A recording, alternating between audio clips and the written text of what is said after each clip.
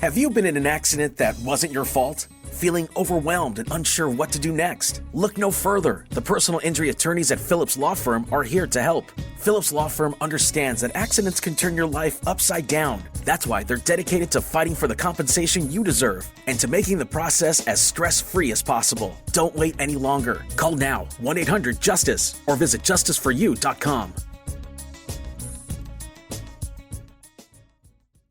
Therapy is known to be extremely helpful.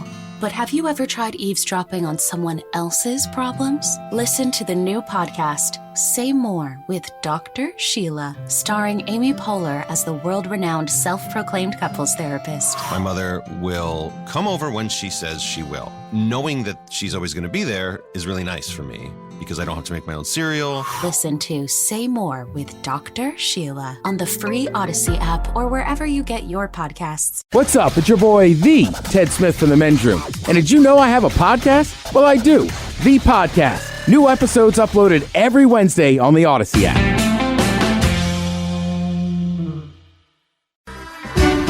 Unfortunately, what you're about to hear is real.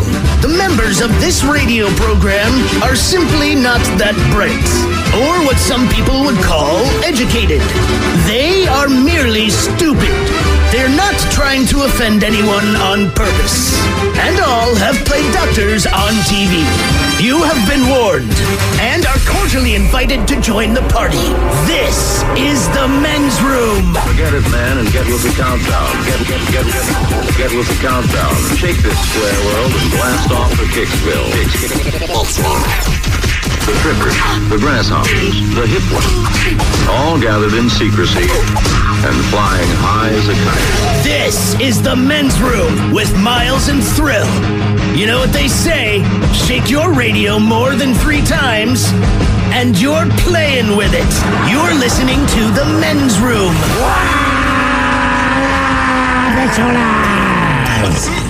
And away we go. Welcome to Season 18, episode number 3,960. Along with Steve the Thrill Hill, the Ted Smith, and my con, Montgomery, and two are the Men's Room. I'll tell you, today the lovely Taryn Daly joins us once again. We will sit and spin, and today you feel the pains of aging with the 10 bands that are already dad rock. Oh, boy. We will play Profile This. Plus headlines, Men's Room Shot of the Day, fun listener emails, and everyone's favorite, TV Time with Ted. Click, clap. Bring in the drum. All right, here we go. Paw Patrol snacks are recalled after URL takes kids to Porn Patrol instead. Meanwhile, a Brazilian farmer is attacked by a jaguar, and if not for his cell phone, he would be dead. The Great Wall of China is not as great as it used to be. Dangerous escaped hospital patient in Oregon gets stuck in the mud while trying to flee. And a drunk driver calls in a wrong-way vehicle. Turns out it was him. That is all coming on today's very special episode of The Men's Room. And now, here's the question. Hola, bitches. Good day to you and yours. All right, most years at this time, our very own D. Ted Smith travels to Black Rock City to join 70,000 of his closest friends at the Burning Man Festival. And every time he returns to the PNW, he tells us, among other things, about sandstorms and excessive heat. Let's face it, it's the desert. This year, Ted, a little upset, didn't go. But instead of excessive heat and sandstorms, well, Burning Man was hit with torrential downpours and temperatures, and cool temperatures, and a 7-hour traffic jam. Oh, and 1 death. But don't worry, that's under investigation. But hey, look, man, these things happen. It happens. For example, this past Friday, a Delta flight from Atlanta to Barcelona returned to Atlanta only 2 hours into the flight. And that's a shame. I went to Barcelona. Fantastic city. So why did they return? Well, the company line for the turnaround was either a, quote, biohazard or a, quote, medical issue. In layman's terms, it's called diarrhea. A passenger had it so bad that he didn't make it to the bathroom. According to the pilot, according to the pilot, there was, and I quote, diarrhea all the way through the plane. Eventually, the flight did return to Barcelona, but it was 5 hours late. Now, worse things have happened on a plane. Over the weekend in Mexico, a gender reveal party went all wrong when the pilot of a small plane crashed immediately after releasing a pink cloud. So congrats on having a girl. Sorry about the pilot. Maybe just tell people the gender. Stop trying to be clever. I mean, this plane dumped the pink cloud and instantly shot up in the air, lost the wing, and came crashing down. Kind of ruined the party as well. But, look, you plan. You got your friends on the phone. You come up with your spreadsheet of what you're going to do. And then right when you're about to do it, life says, no. And that's what today's question is. We want to know, when did your best made plans go sideways? Be a part of the big show. Call 206-803-ROCK. Like the Men's Room on Facebook. Follow us on Twitter and Instagram at Men's Room Live. And send your emails to the Men's Room at KISW.com. Want to make the most of your home equity, but don't know where to start? Talk to BECU about taking out a HELOC. With great rates and one-on-one guidance, you can feel confident getting a home equity line of credit, knowing BECU puts members' best interests first. Learn more at becu.org/HELOC. Insured by NCUA, Equal Housing Opportunity Lender, Boeing Employees Credit Union, NMLS ID 490518. Financing is subject to BECU membership, credit approval, and other underwriting criteria. Call 1-800-233-2328 for details about credit costs and terms. The Men's Room with Miles and Thrill. 99.9 KISW. All the calls, away we go. Welcome to Season 18, episode number 3960. What a large and in charge program we have for you today. Guaranteed future repeat. As we are joined once again by the lovely Taryn Daly, we will sit and spin. Going to make you feel a little bit old today. 10 bands that are already considered dad rock. So here's my problem with that statement, all right? So when we were growing up, let's face it, the music we listened to that our parents played, presumably, was their generation. So if your parents liked the Beatles or all that. But we didn't call it dad rock. Motown. We called it oldies. Yeah, our parents' oldies, our parents' music, but it didn't have like a definitive name. Now that they call it, like, put it this way. When I listen to something, my kids know it is my music, not their music, and they're like, all right, that's your music, and that's fine. Well, once you give it a name like dad rock, now I feel like, okay, now there's an entire genre dedicated to me. Well, to an age, I believe. Yeah, because ultimately, when you call them oldies, even your parents would be like, yeah, it's an old song. You can live with it. You call it classic rock. The fact that you put classic in front of it, you feel like there's something good about it. Like, right, this is the stuff that stood the test of time. Dad rock straight up, like, we're not saying if it's good or bad. We're just saying your old ass likes it. I can just remember the cool music. You could sit in the back of your car and my mom would sing, I don't know, Carole King or the Carpenters or whoever in that. Linda Ronstadt. Ooh. Or Diana Ross, or whoever in the hell she liked. And that was her wheelhouse. When I got in the car, it was just my mom singing. She was not the worst singer in the world. But she wasn't the best. But the tunes that she picked to sing were not the best in my world. So I learned a lot more about the music that I liked from my peers, older brothers and sisters. Absolutely. They were the cool kids. They had the cool posters. Yeah, they had a huge posters in the basement. And they wanted you to enjoy the music, where your parents are more like, no, this is what you're going to listen to. Like my mother. I mean, look, she liked R&B and all that, but for reasons I cannot explain, she also liked Barbra Streisand. And at that time, Barbra Streisand's on top of the world. And I think she's god-awful. To Barbra Streisand's credit, she does have a voice. My mother does not. So it's even worse when you hear, like, Evergreen. It's a song where I already made me want to jump out the back window of the car. But then my mother, it turned it into, like, bad car karaoke. And it's like, please, dude, you're taking a bad song and making it worse. At least Babs sing. Let her sing. Yep. I don't like the song, but she can sing. So, believe it or not, these bands, which you probably don't think have been around very long, they are already considered dad rock based on the fact that there are a lot of dads out there that have kids 10, 12, 13 years of age. They're in the car. What is their dad listening to? These bands. Whether you believe you're that old or not, we've got them coming up. 10 How bands. long before that's a radio station genre? You're listening to dad rock. Not long. I mean, they call it classic rock now, but classic rock, I feel like classic rock's even old for us. Like, you dig it, you like it, it's Floyd. We play half the stuff you call classic rock on this station. You know, it's the AC/DC, technically, it can be called dad rock, right? Like 50 years old. Granddad rock for a lot of people. But you don't call it that because it's AC/DC. Like, somehow you're still like... Black Sabbath. I think classic rock, though, things just age into it. Sure. You know what I mean? Yeah, like, you know what I mean? Like, let's face it, a lot of the Seattle bands now are classic rock. And they have been for years. But here's the difference. I think when those bands go to a classic rock radio station, you're always shocked. I can't believe they're playing Alice in Chains. Of course, I'm 54, and I'm like, okay, I can't believe they're playing. They're in the Rock and Roll Hall of Fame, Pearl Jam. I can't believe they're playing. Yeah. But you know what? You don't call AC/DC granddad rock because it's still played at like football games. You know what I mean? Yeah. You still use it to pump people up. Like somehow AC/DC transcends all that. Everybody else, man, you're just getting old. What else do we have for you today as we head on over exclusively to the Odyssey app? You get the Men's Room Happy Hour. Episode number 454 today. Join us for some props from the 3-day weekend. What a crazy 3-day weekend it was. As far as Ted, thank God you did not go to Burning Man. We're going to get to that story coming up, but I know that's something that you enjoyed doing. And It is ironic. When we left on Thursday, I was looking at the weather for Friday during the day, and I said, today's the first day I've been really jealous that I'm not there, because the high on Friday was only supposed to be like 75. I'm like, that would be great. I'm always sweating my butt off. And then it rained Friday night, and I was like, kind of glad I'm not there. You had friends down there and everything else. We'll get into that coming up with props in the weekend. But you're even, all the things that you were getting ready to do for your 40th birthday celebration year. Oh, yeah. And then COVID hit. I mean, I know you had a lot of things lined up and a lot of plans, a lot of trips you were going to take, and they all just kind of fell through the cracks. I know you were going to go down and see the Dodgers play, but it was going to be... That was the first one, correct. That March or whatever baseball starts. My buddy was like, his company's like, look, I got tickets. It was opening day, right? Right, opening day, Dodger Stadium. I don't know what they call you. I'm sure it's their Diamond Club or whatever, but he's like, we're going to be down there. Like, we're going to meet Magic Johnson. Like, awesome. It's going to be a cool trip. I guess we didn't have awesome. Yeah, unreal. Right? You also had a planned Ireland?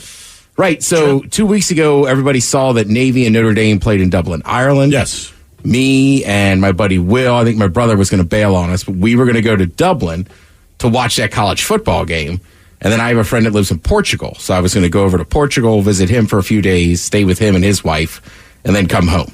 Wow. And are those the only two plans that got screwed up? I mean, they're pretty significant. They're pretty significant. I was thinking about throwing like a massive party out here to kind of invite family, right? Because I've never been married.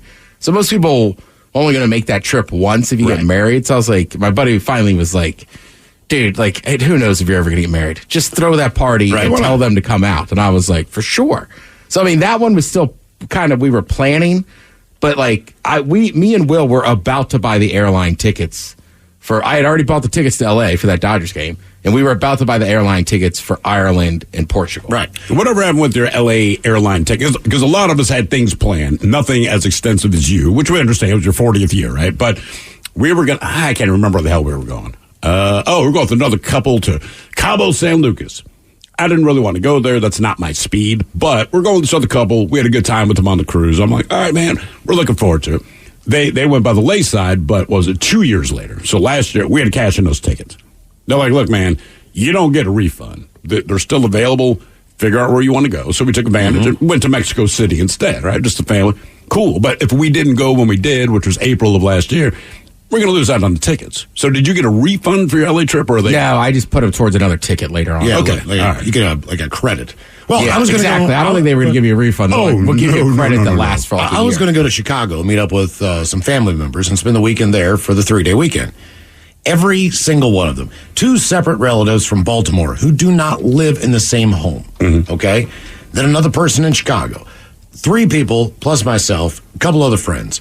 Every single one of them got COVID the day before I'm supposed to leave. So I've got a ticket. I'm supposed to fly to Chicago. The host has COVID. All the relatives have COVID. They're in different locations. I have a feeling, and I hate to say this, I have a feeling we're back in masks within a month or 2. Maybe. Just based on what's going on. This is no coincidence that all these people are getting COVID all of a sudden. So what I did last week, I went and got my physical. They only told Miles that they have COVID, so he would not go to Chicago. Probably. Ted, don't tell him what a great time we had there. Thanks for taking my ticket. But my doctor... Ironically, one of my neighbors has it right now. Well, my doctor, when I went in, I'm like, hey, man, can I get boosted? Because I went in for my physical last week. That's why I was dripping Vaseline all day. And he's like, don't get it yet because they don't have the variant out till next month. Right. So just wait until they have the one that's, for this year's strain of COVID before you go wasting your time doing this. So I'm like, okay, well, I was trying to be proactive. And then he's like, wait a month. And then, of course, everyone around me just starts just getting COVID all of a sudden. I'm like, great. Good times. And that kind of leads to our question. When did the best made plans go sideways? Here is a horrific scenario. A Delta flight from Atlanta to Barcelona was forced to turn around after a passenger on board suffered a bout of diarrhea, which ran all the way through the plane. The plane had already departed Georgia at 8:47 on Friday night. It was over Virginia when the pilots decided to abandon the journey In a text message sent to air traffic control, the captain was succinct in explaining the problem. Divert to Atlanta, passenger diarrhea, all over aircraft, biohazard. How do you spray your diarrhea all over the aircraft? Air traffic control recordings also reveal one of the pilots confirming the situation over the radio. It's a biohazard issue. We had a passenger who had diarrhea all the way through the airplane. So they want us to come back to Atlanta. The situation was distressing for both passengers and crew. Some with knowledge of the situation posted to social media. My partner was on that flight. It was pretty bad. It was dribbling down the aisle. Smelled horrible. Then what did the crew decide to do? Use some disinfectant. The vanilla-scented disinfectant used only made it smell like Vanilla S after the plane landed. The plane was then thoroughly cleaned. The flight was met by emergency vehicles. EMTs carried the sick passenger off the plane. My partner said the plane was cleaner when they got back on it at 2 a.m. than it was the first time they got on. No smell either. Another passenger also praised the cleanup operation. Both my wife and I were on the flight. It was a mess. Pilots made the right decision to turn around. The ground crew themselves ripped out all of the carpet in the airplane. Oh, my God. And put new carpet in before the plane took off again. This is how bad, at 2:30. They re-carpeted the airplane. This is one person with diarrhea. This is one plane. This is the same flight they all got back on. They all got back on the same plane, the Airbus. I'm just saying, how does because if you're flying from Atlanta to Barcelona, this is not a small plane, right? International flight.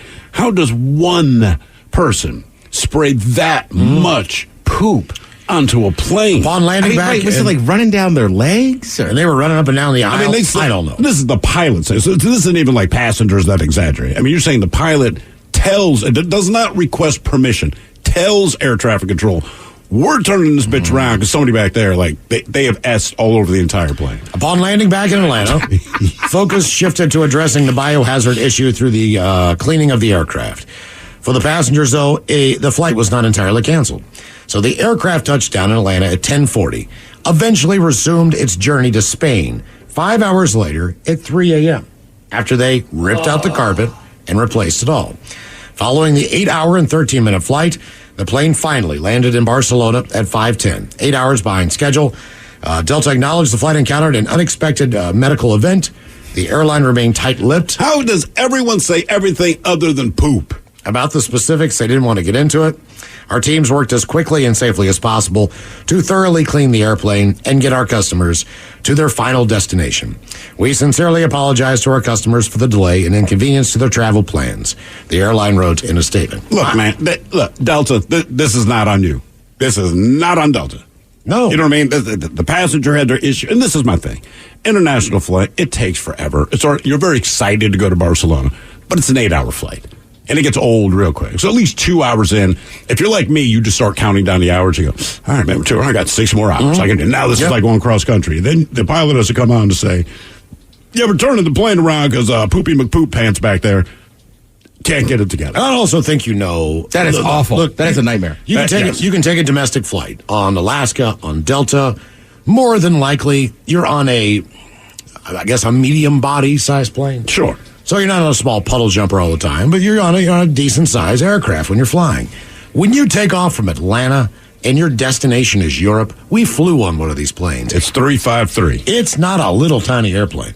No. This is to completely ruin that aircraft, which has rows in the middle. Yeah, it's 5 seats in the middle and then 3 on either side. This is a large plane. This would be the equivalent of someone pooped on your sailboat. This is the equivalent of a cruise ship. Right. And we're going to turn the entire cruise ship around because one person made this much of a mess. I mean, they must have just been health-wise concerned. It couldn't have been just the smell. I mean, well, apparently it was all the way up and down the aisle of the plane. I'm not sure if this individual tried to get up and walk as fast as they can to the back of the plane. This is one of those planes that they have bathrooms in the midway point. Yeah. They have them in the back of the plane. They have them in first class. There's a lot of opportunities for you to make it to the laboratory in there. You gotta, what do you think the deal was? Do you think they were trying to get to the bathroom and kind of sprayed as they went up and Did it go down? all the way down the back of the plane? Did they try to run to the front of the plane? I mean, look, I remember in high school a kid pooped his pants and it ran down his legs. Well, yeah, they definitely was in the hallway. We were like, "Geez, he pooped his pants." Look, oh my god! Honestly, that was my freshman year. Yeah, I don't think that kid made it to second semester. Oh, really? He was pretty embarrassed. Well, when you go to the bathroom, like that, there's a difference. Like that's soiling yourself. Oh yeah. This is diarrhea. When they specifically say diarrhea, there was nothing solid to this. I'm guessing maybe it had to be an older person. I would have a hard time. Like, you could feel that coming on. I've had upset stomachs, but like, why not get up earlier? I mean, you know. Well, maybe you know. Who knows, man? That's a lot of diarrhea. Yeah.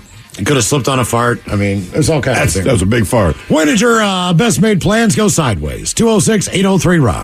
At Casper, we want you to have it all, especially when it comes to your sleep. So we went ahead and made everything on our site up to 50% off. Yeah, for real. Even our innovative, extremely comfy mattresses, yep, they're up to 25% off. Adjustable bed frames, 50% off. Pillows, sheets, bedding, bundles, and that super cute dog bed, it's on sale. It doesn't get much bigger than this.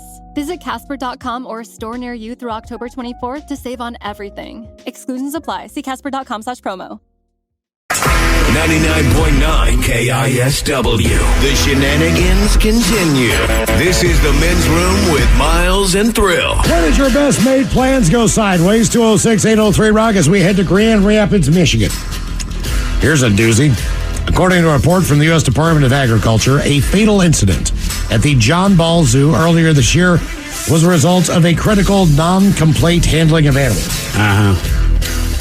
Chopper, the swamp-dwelling antelope, was attacked and killed at the zoo by a pygmy hippopotamus back in May during the two animals' first barrier-free introduction to each other. The idea? These animals live in the wild together. Maybe they could hang out together in their own enclosure. Just listen to the stories after the fact. I did a little research, but just continue with the story.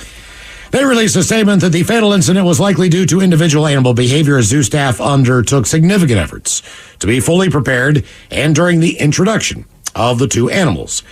The hippopotamus consistently exhibited behaviors noted as aggressive by the keepers during at least 8 introduction preparation events. The hippo. Who knew? Such behaviors included, but were not limited to, marking of the exhibit, territorial aggression, charging of the door where the other animal was housed, and grumbling noises with opening its mouth.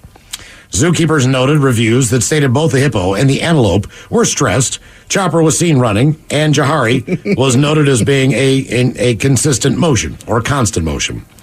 They were supposed to share an enclosure together, built especially for the new pygmy rhinos.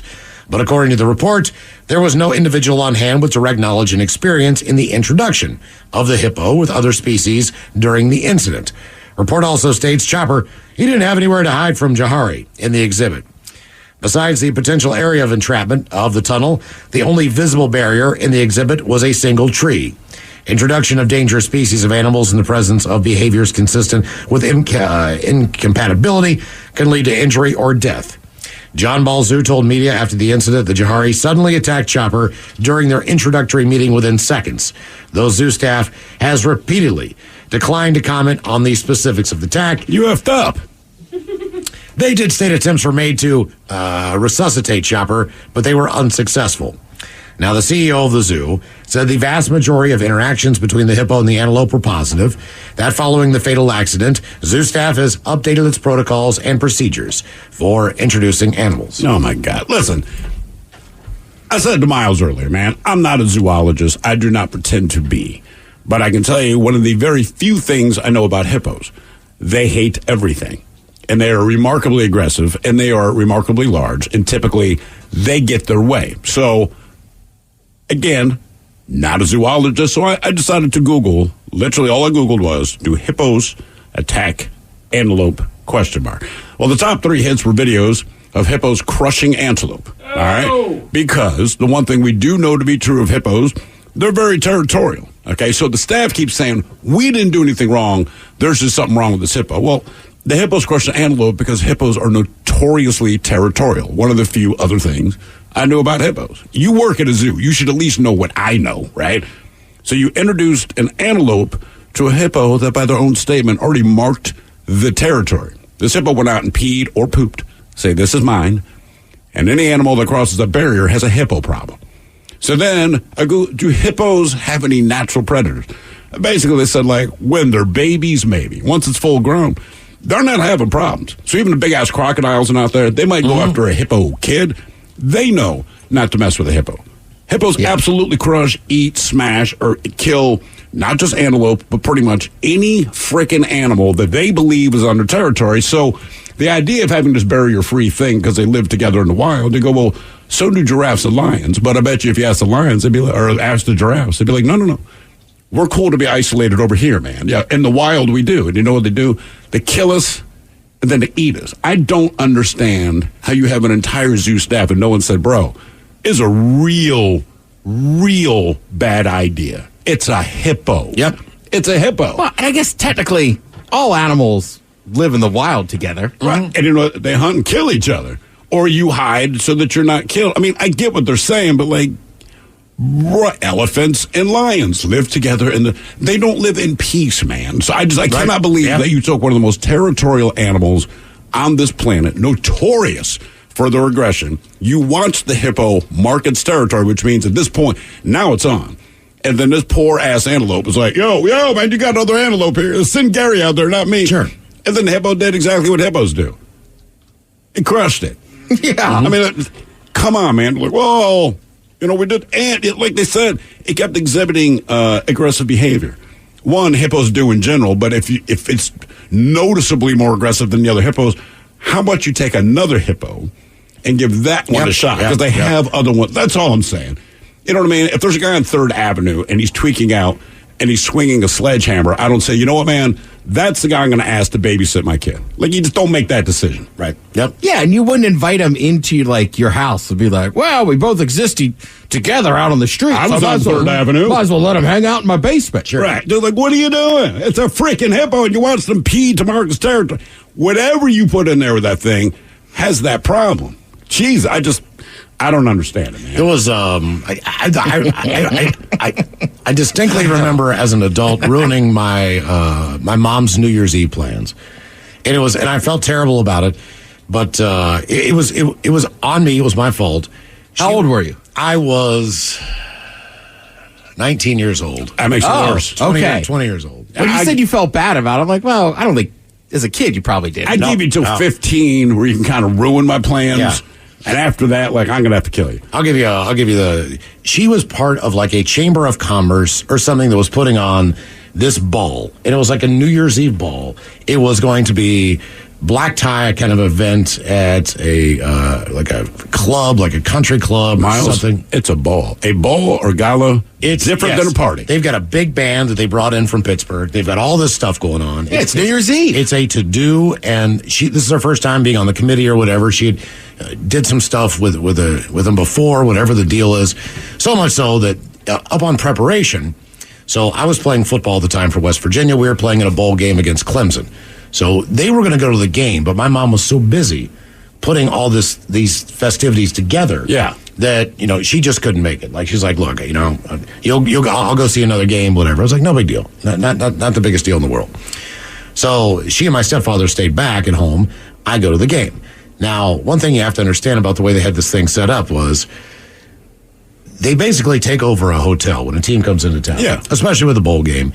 You have boosters, you have band members, you have trainers and staff, you have everybody that takes to get this whole machine operating, staying in one hotel. Now, typically, I was going to say that, right, boosters, right. Also, just fans of your team. Doctors. Everybody wants to stay there. Stay at that hotel. Yeah. But we're on certain floors.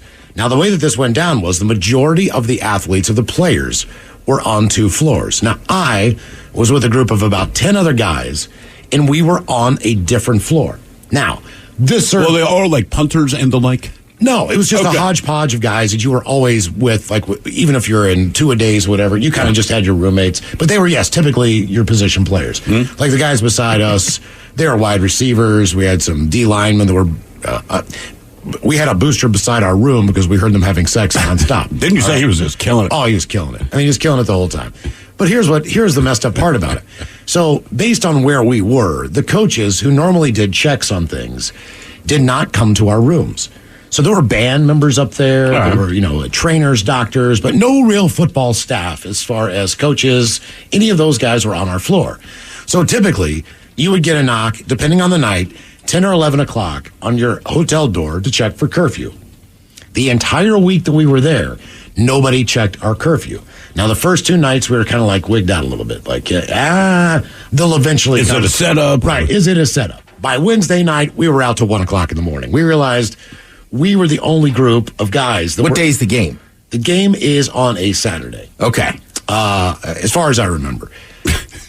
But so here, okay, so we throw down a lot more. There's a Hooters across the street. Oh, done and done. We were avoiding coaches who were out. We'd walk into like the hotel lobby bar, like back up because number one, we weren't supposed to be out late. Number two, we were all drinking. We all had fake IDs. All these things were not very cool. But we had all our West Virginia gear on, so they were treating us at the bars and restaurants really well. Never got carded. We just kind of hung out in Jacksonville and had a good time. Well, we play the game, and the problem with this is that when you're done playing, now you've kind of taken the risk of the drug test not being on you. Yeah. So me and like 2 or 3 of my friends who were up there, we all kind of got into some stuff, and we were up until about 4:30 in the morning. That kind of stuff. 5 o'clock in the morning. Yeah, because we're not going to get drug tested. Like we're smoking weed. We're doing everything we can. Because why not? I mean, we're not going to have to do any testing until spring ball. We've got a break here. We can really do some drugs and have fun. Because the only thing we could do then was drink and do like mushrooms. Right. Because that didn't really go into your system. So like there was a couple things we could do, but that's a hell of a commitment. Drinking's one thing, but the other stuff. Anyway, we stay up, and it's probably 4:30 in the morning. I have my bag packed. I am dressed. I have my shoes on. My shoes are on the floor. I lay back on the bed with my hands across my chest. I'm like, I'm just going to fall asleep for 5 minutes. Yes, 5 minutes. 5 minutes. I wake up. It is 11 o'clock in the morning. There's a banging at the door, and it's the cleaning service coming in to switch everything out because I should have been checked out at 11. Right. Now, the flight was out at 8. Okay? Now, there's a couple things that come into play here. There's no Venmo. There's none of any of that. Right, none of that. I flew on a team charter flight.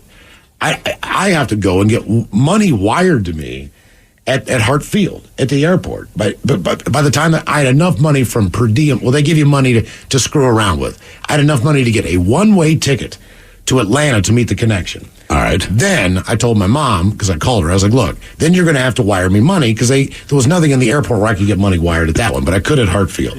So I take my money. It was like $150. It's a short flight, believe it or not. It's literally 15 minutes in the air. What is it, like Jacksonville to Atlanta? Yeah, it is. Yeah, I mean, that's so close. Remember, Jacksonville is deep Georgia. Yeah, basically. Yeah. And it was technically it's Florida, but it accidentally crossed the line. It's Georgia. Sure. now, this is New Year's Eve. So, my mom is she's scattered because she's preparing all this. This is just one more thing that she has to worry about is me, screwing this whole thing up.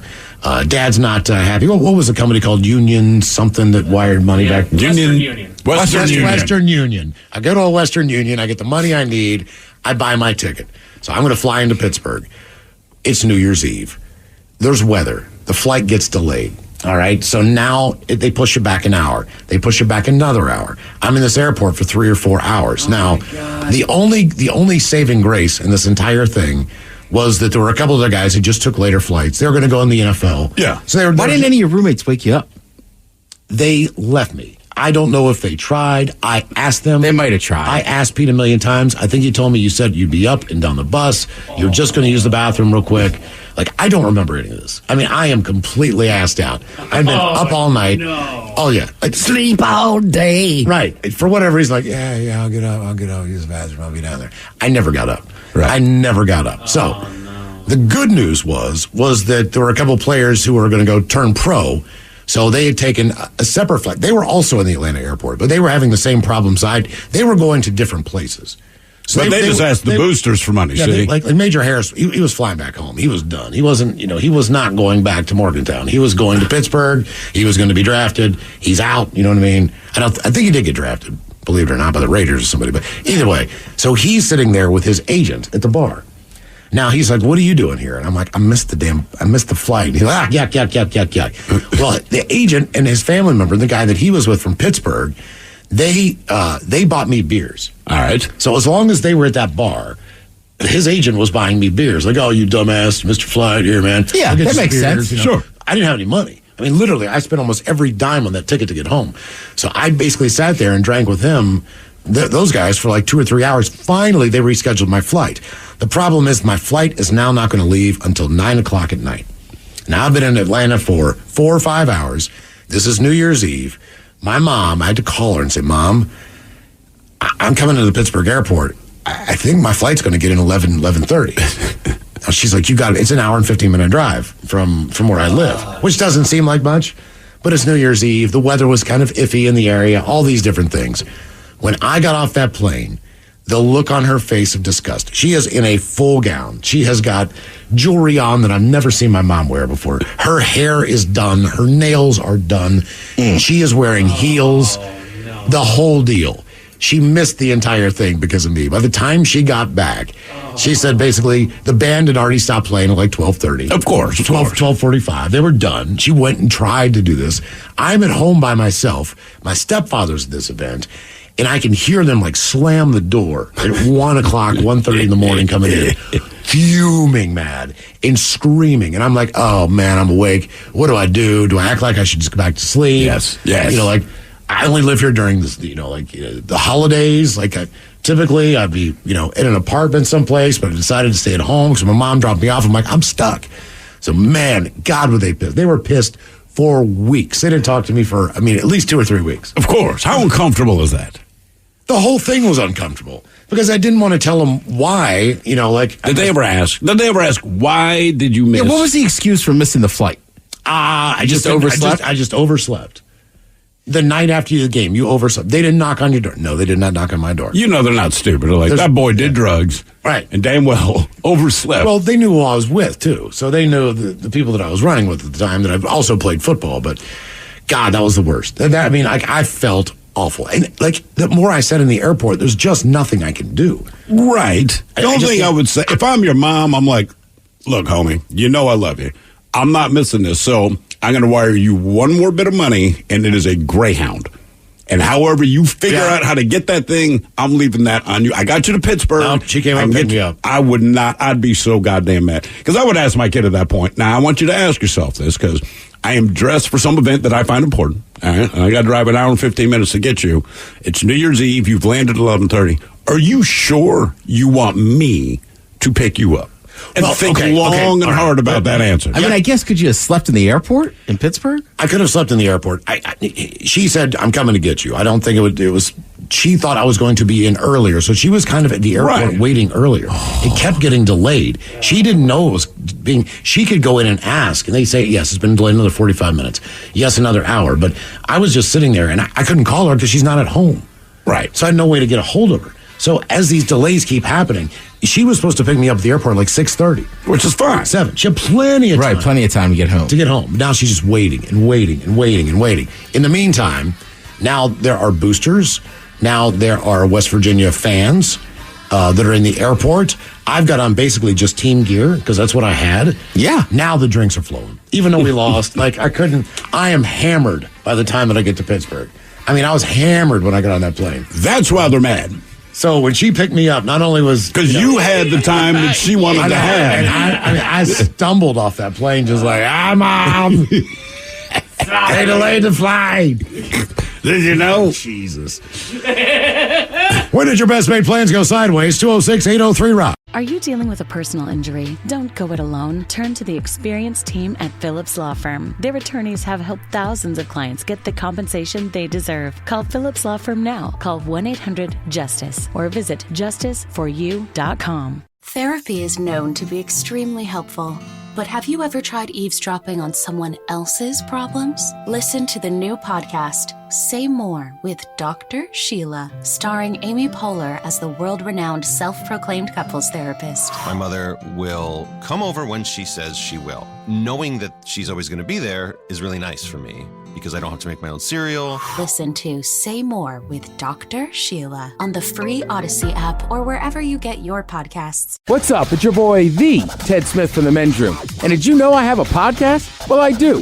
The Podcast. New episodes uploaded every Wednesday on the Odyssey app. 99.9 KISW. We return to the men's room with Miles and Thrill. Our question, when did your best made plans go sideways? 206-803-ROCK. Hello, Travis. Welcome to the men's room. Hola, gentlemen. Hola. So my wife and I, and we had a 2-year-old boy at the time, planned a trip. It was a cruise out of Sydney. It was 21 nights. It was going to stop in some islands around Fiji, 3 days in Hawaii, and then all the way back to Seattle. So we had to fly one way.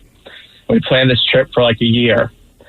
So we fly the 15-hour flight to Sydney, start getting on the boat, and they tell us at that time that there's only like 5 kids on the whole cruise, and they're canceling the whole kids program because they don't have enough. No, and man. how you got a 2-year-old? So that means like We got a babysitting and 2-year-old. stuff? Okay. Yeah, so we were planning to drop the 2-year-old off at the kids program, have some nice dinners together, go back to the cruise room, just her and I, and none of that happened. We had the 2-year-old stuck to our leg for 21 straight days with no relief. I mean, look, man, I cannot imagine such a thing because you're trapped on a boat. Yeah. So it's not even like you can just pawn them off with the grandparents or something. So they didn't tell you this until you got to the boat? No, they did not. Not until we were on it and getting registered at the front desk to set him up with the kids program. How long did it take you to think to yourself, damn it, I really, really, really wish we had just dropped the kid off at the grandparents for a month and just done this without him? Probably like 5 days into the 21, I was over it. So you can't go to a nice restaurant. No, you can't. You can't go get dinner, dress up, do all those things. You can't hang out at the pool. You can't do any can't go into the casino. You can't do anything. You can't bring a 2-year-old to the casino? No. We couldn't do anything together. We basically had to take turns. That sucks, Oh, man. God. What about when you got to a port of call? I mean, I know you can get off the boat and see a little bit, but you're still stuck with the 2-year-old kid. So how much did that affect your dining decisions?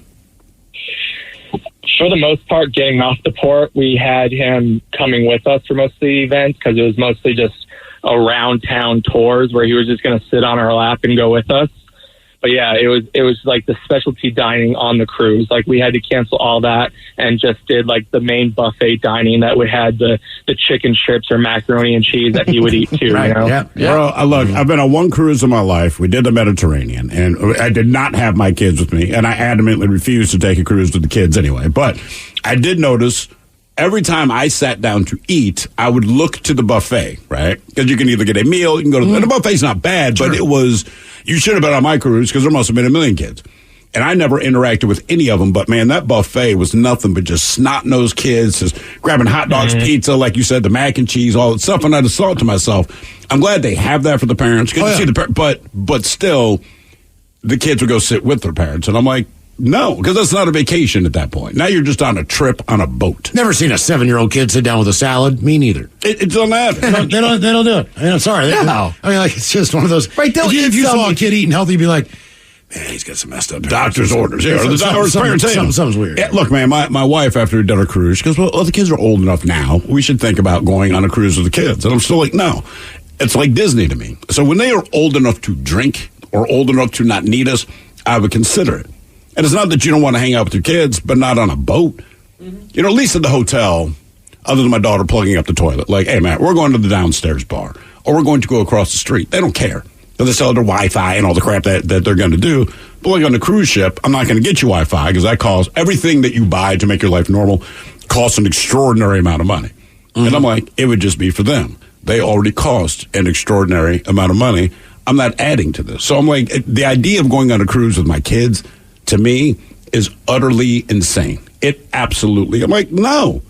Well, even if you put the kid down for a nap, you can't leave them in the room by themselves. Go anywhere. You can't do anything. So my thing is, man, I'd rather just go on a road trip and listen to him piss and moan. Because a road trip doesn't cost a whole lot of money. But I'm like, Disney World, no. Or I've shot the kids down directly to the face. I don't make bones about it. And I tell them, when you are both 21 or over, I'll do it. because you're old enough not to piss and moan about being in line. And I keep trying to nail that into their head. It's like, look, man, I'm not against having a good time, but most of the time you spend in line. And we went through this. It's like 2 years ago, they wanted to go to Olive Garden. So we drove up to Linwood and went to frickin' Olive Garden. And when we got there, no big deal, right? We walk in, hostess says, hey, right now we have a 20-minute wait, which for an adult, you're like, all right, cool, we'll wait. Kids are like, oh, my God, I can't believe it's 20 minutes. And finally, I looked at him. I said, all right, you know when you keep going on about this Disney crap? Multiply this by like 9. That's your way. The shortest line is 20 minutes. Right. And that's the going, it's a small world after all. So 20 minutes is sprinting onto that ride. If you can't handle waiting 20 minutes in the comfort of an air-conditioned, temperature-controlled Olive Garden lobby, then there's no way in effing hell I'm standing in line at Disney with you guys. And they got it in that moment. I said, it's worse than this. Like, this is fine. Yep. Shut up about it. When did your best made plans go sideways? 206-803-ROCK. Hello, Jess. Welcome to the men's room. Hola. Hola. So back about 10, 12 years ago or so, my sister, my ex-husband, and I took a holiday trip to go visit my mother-in-law down in New Mexico, and we were planning on staying there for like a week and a half. And one of the things that we were going to do was go to Roswell and go check out some of the, just some of the sites, desert stuff, whatever. But there was this event that was happening in Roswell that I was really excited about. And so we ended up taking the train because I used to be really afraid of flying. And we thought, the train, that's scenic. And it was about the same price. So we got off in Portland, assuming that's where we needed to get off to get our connecting train to California. So we get off and they say, no, you got to go back. This isn't the right spot. We needed to get off. So we're racing, scrambling to get back on the train, which we did. But we were in such a hurry. We just found our car and I just sat right down. And about 5 minutes there, not even that long, I'm like, my seat's really warm. And I'm like, my seat's wet. I was sitting in urine. Oh, it wasn't mine. Yeah. So that's the beginning of your trip. That was only like 2.5, 3 hours from leaving Seattle. Yeah. So we're in Portland and this happened. And I was literally wearing just what I just put on my sweatpants to get comfy for the long part of the ride. So all my clothes and everything's all in the cargo area. So I couldn't change. I had to put my jeans back on. So that's what I ended up sleeping in, was what I was wearing before I changed. And we we got to California. We ended up missing the shuttle that was supposed to take us to our last train. So we got put up in a hotel, and the traffic that was supposed to be 15 minutes, I believe it was on 405, I want to say, or whatever, that one long highway. I-5? The traffic. Yeah, so the traffic, what was supposed to be a 15, 20-minute drive was closer to an hour for us to get to the hotel. So we finally get settled in, spent the whole day in California doing some sightseeing, but we finally get to New Mexico. It was supposed to be, 36 hours total, something like that. It took us a lot longer, needless to say, and we get there, and I'd never been there before, didn't know anything about elevation sickness. So for about the first day and a half, 2 days, I just had this horrible headache and was nauseous. And we ended up missing the event in Roswell that we wanted to go check out. What part of New Mexico were your parents in, or in-laws, whatever? So the mother-in-law, her and her boyfriend, they were in Santa Fe, and then we still went to Roswell, but it was just kind of at that point, it was like, well, I didn't realize that Santa Fe was that high in. It is from an elevation standpoint. Here's the thing about New Mexico, right? So it's not like when you're in Colorado, you're at elevation because you are surrounded by mountains that look like mountains. It's like looking at the Olympics, right? So there's no question about it.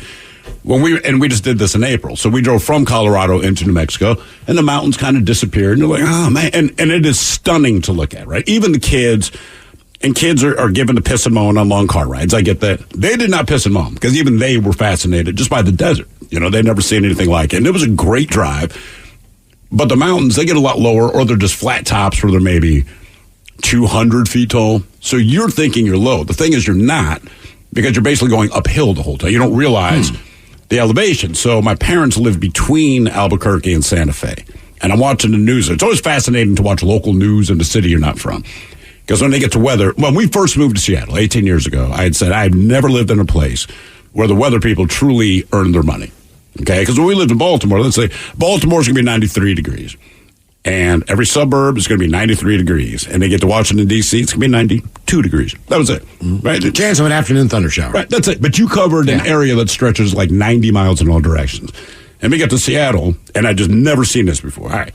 Seattle is going to have a high of 78. Bellevue, on the other side of the water, you're going to have a high of 74. Tacoma, you're 68. Bellingham, you're 80. And I'm just like, what?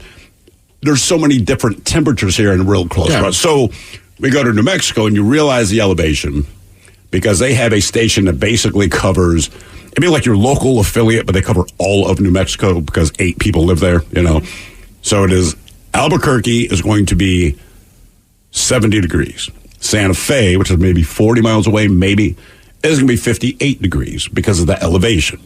Right? I mean, you go that much higher when you don't feel it, but if you do have a thing with altitude, you'll know. And then Taos, New Mexico, which is reasonably close, but that's a place where people go skiing, it's going to be 42 degrees. And you can't believe it. So even the architecture between Santa Fe and New Mexico looks a lot alike. And my father showed me a picture of Taos. And so everything in New Mexico generally has like flat roofs. And then when you see Taos, it has sloped roofs. And he goes, and the reason why is because it actually snows there. And they need the snow to slide off instead of just melt into your roof. I'm like, dude, it's like 30 miles away. He's like, yeah, 30 miles straight up.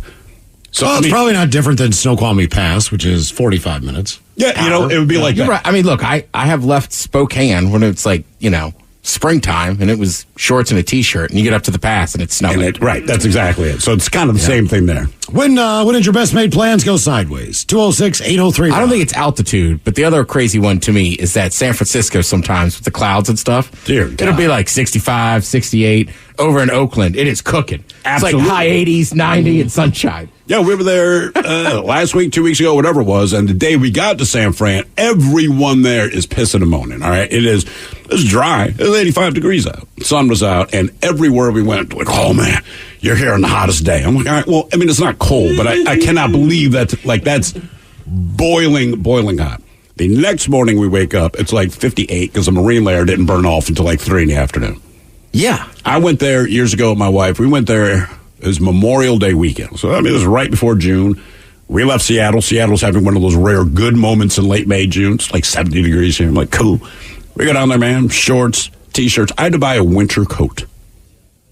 This is on May 30th. And I was like, I did not expect to drop $120. That's a winter coat. Right. But I don't need a winter coat. I just don't have my winter coat. And it was freezing cold. Then we fly back to Seattle. Still like 82 degrees or something. Yeah, I mean, look, I have been, years ago, when my mom was in town, we went up to Stanwood because Taryn said, hey, come up and watch this little town parade. All right. But same thing. There's like a marine layer. So, I mean, I'm in a hoodie and shorts, but I mean, it was chilly. Yeah. And then later that afternoon, it burns off. We were swimming. It is hot. Yeah. When did your best made plans go sideways? 206-803-ROCK. Hello, Kyle. Welcome to the men's room. Hola. So my best laid plan went sideways. I have a toddler, and he likes to come into the room, first thing in the morning because, he wakes up at 5 o'clock. So kind of waking me up, and I think I kind of gotta let a fart out, and I tell my wife, like, I really gotta poop, but I think I can let this one out. She's like, yeah, okay, just don't poop in bed. And I usually like to make a spectacle of it.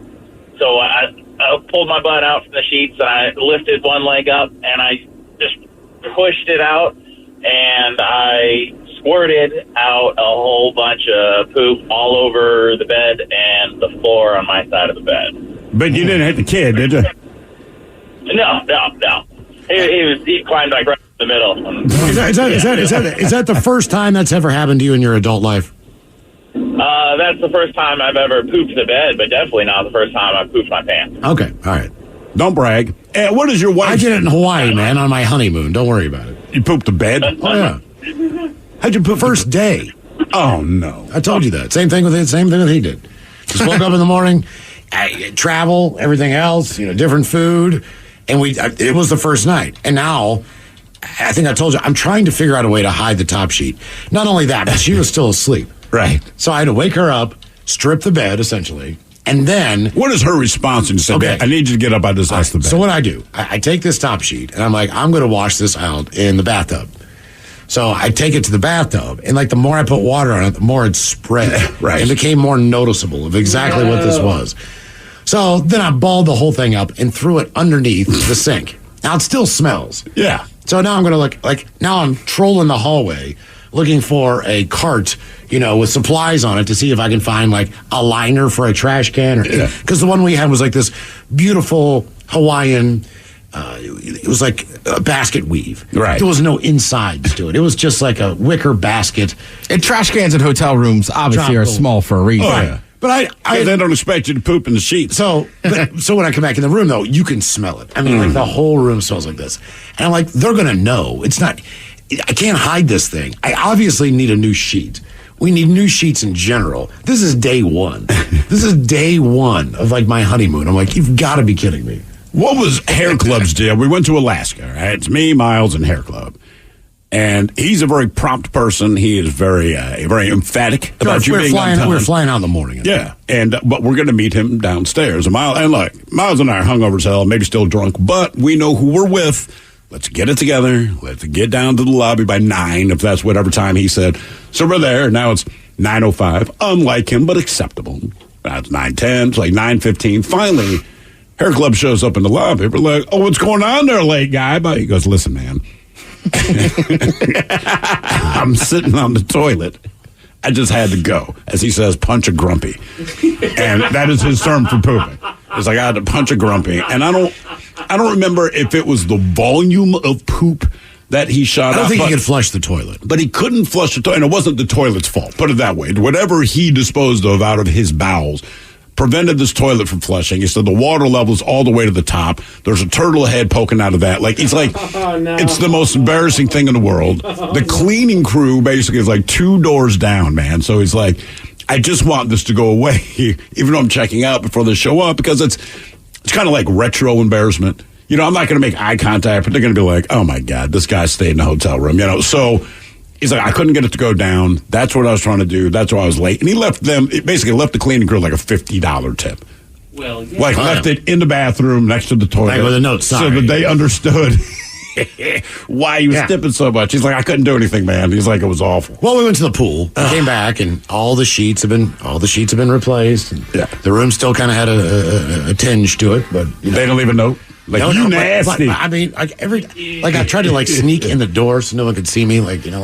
Oh, they know it's you. I know, but still, I was still so embarrassed. I cannot believe this. Day one, I'm in Hawaii. I've never been in a place like that in my life before. I bet the cleaning crew was like, how long is this couple staying here? Okay, because they've been here one night and you had to poop the bed. 6 days, great. Honestly, they probably don't care. No. I'm sure they've seen it before, but it's still embarrassing to me. Well, sure. Because I don't have an infant in the room. Hey, I'm just trying to make you feel better. Yeah, right. Oh, no. They care. They do. It was an Andy's chocolate. I swear. When did your best made plans go sideways? At Casper, we love all things sleep, so we thought it would be fitting to make a sale that covers, everything. Save up to 25% on mattresses and up to 50% on everything else you need for better sleep at Casper.com or a store near you through October 24th. Exclusions apply. See Casper.com/promo. 9 KISW. The Men's Room returns with Miles and Thrill. This Saturday, Men's Room World Tour, stop number 5, going down. Here we come, Bremerton. It's time to take off the leash. We'll see you Saturday from 3 till 6, the 884 Pub in Bremerton. Wait, did we ever get the 884, 884, the 884?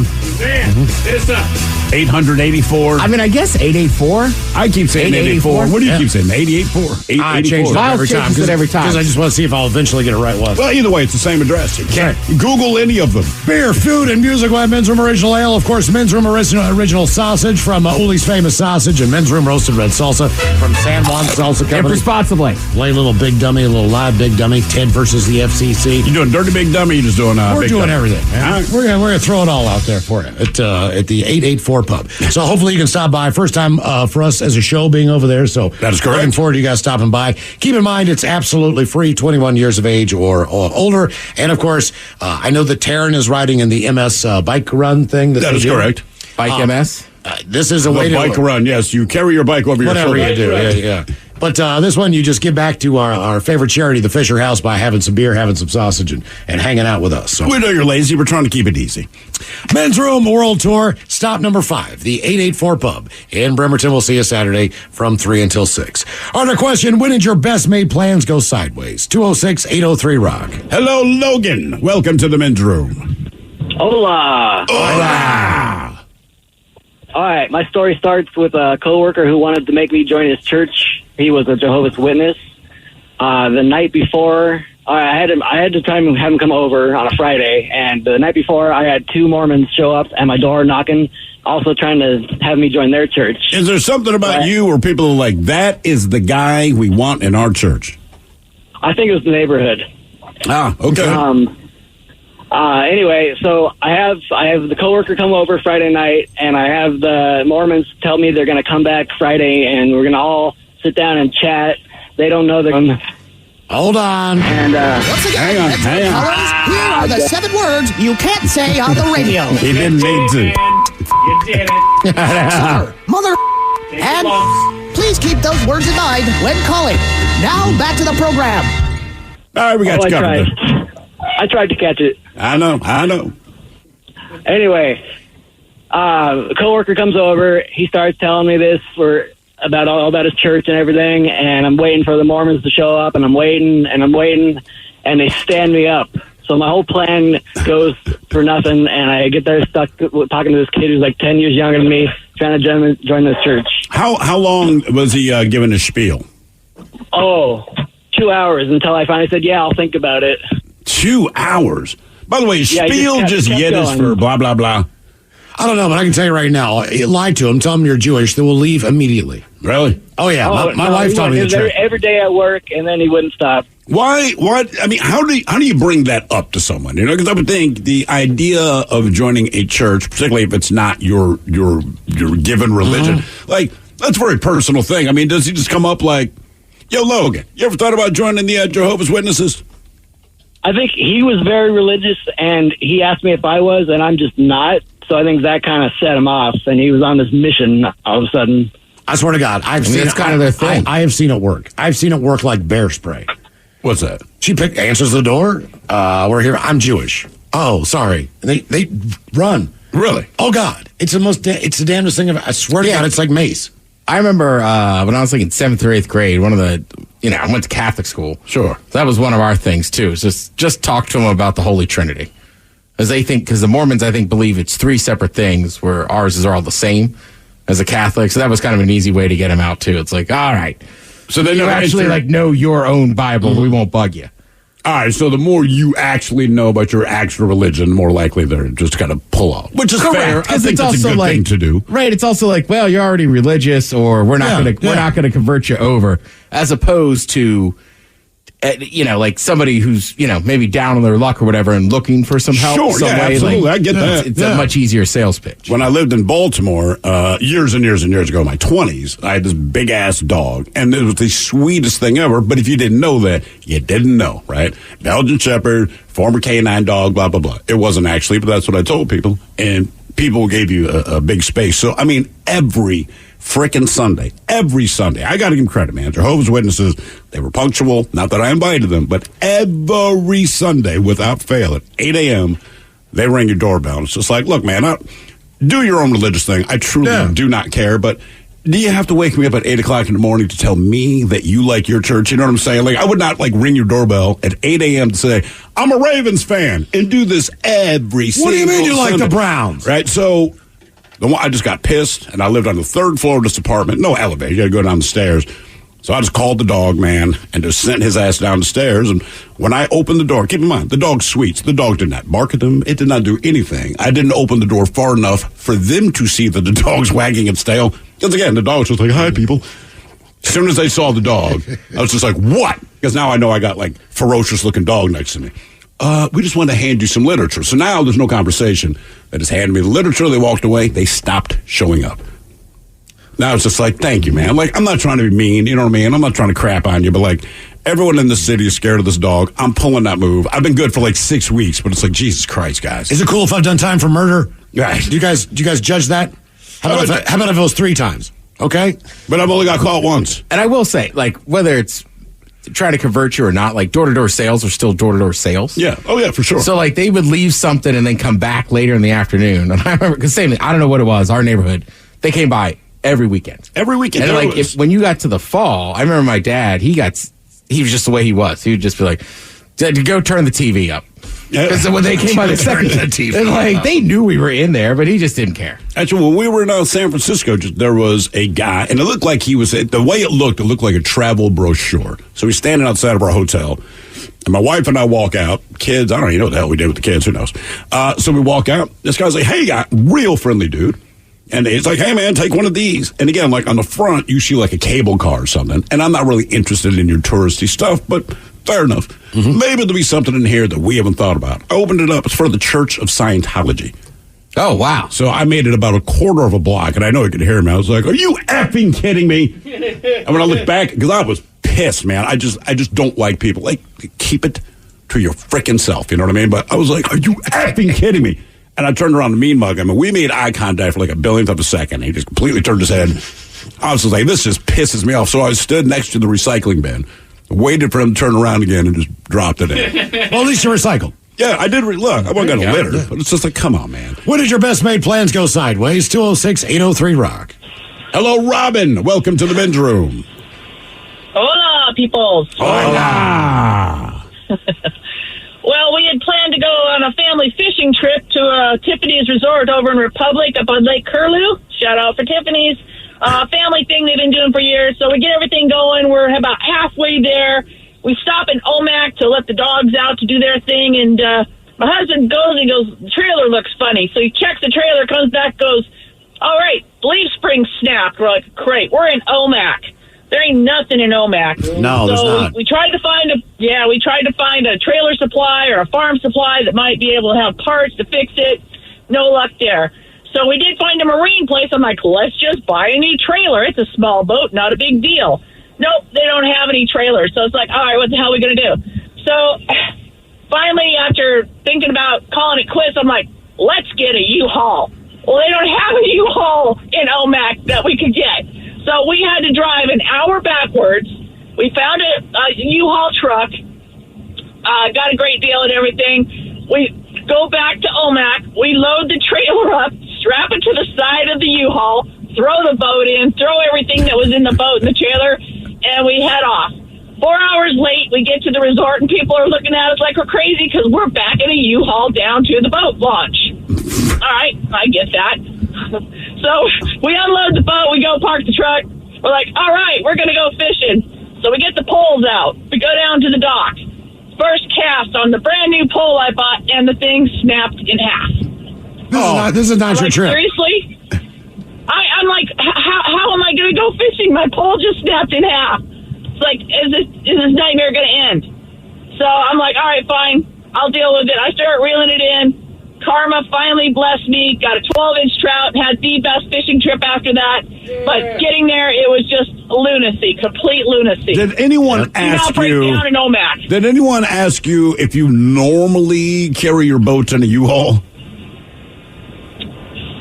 No.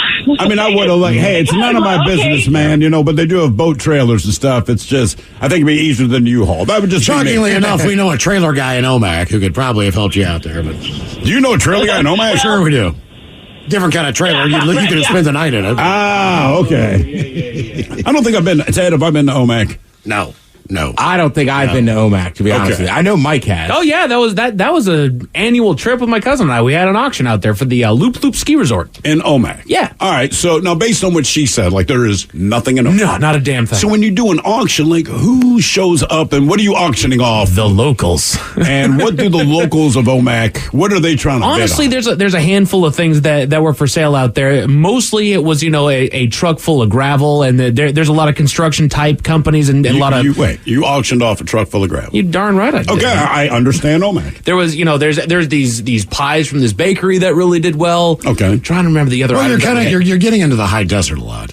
Yes. In that area. So the farther north you get, I mean, basically you're in the Okanagan Valley, essentially. And, it's stuff like, you're going to go hunt with Jim Bob and stay in his cabin and that kind of stuff. And everybody knows who he is, and he always throws a really good party and stuff like that. So it's not Jim Bob, it's Jim Small. Yeah, that's fact. That is Jim Small. Somebody here says, hey, man, I'm from OMAC. But you're right, nothing better. I mean, Brewster, is that better? They have the Walmart. They do have a Walmart. That's what they got out That's there. bigger than Brewster. Yeah. Brewster does not have a Walmart. No. But you're on that same vicinity. But Lake Chelan's not too far away. You think that the station for the Men's Room World Tour, right? We do. They do have a casino out there. Okay. But we don't do the casino. We do the parking lot of the OMAC Walmart. Right? We just do like the Yakima Walmart, just the parking lot. We don't need the store, man. They're a little comparable, buddy. Yeah. Okay. When did your best made plans go sideways? 206-803 Rock. That's more of a join Steve the Thrill Hill.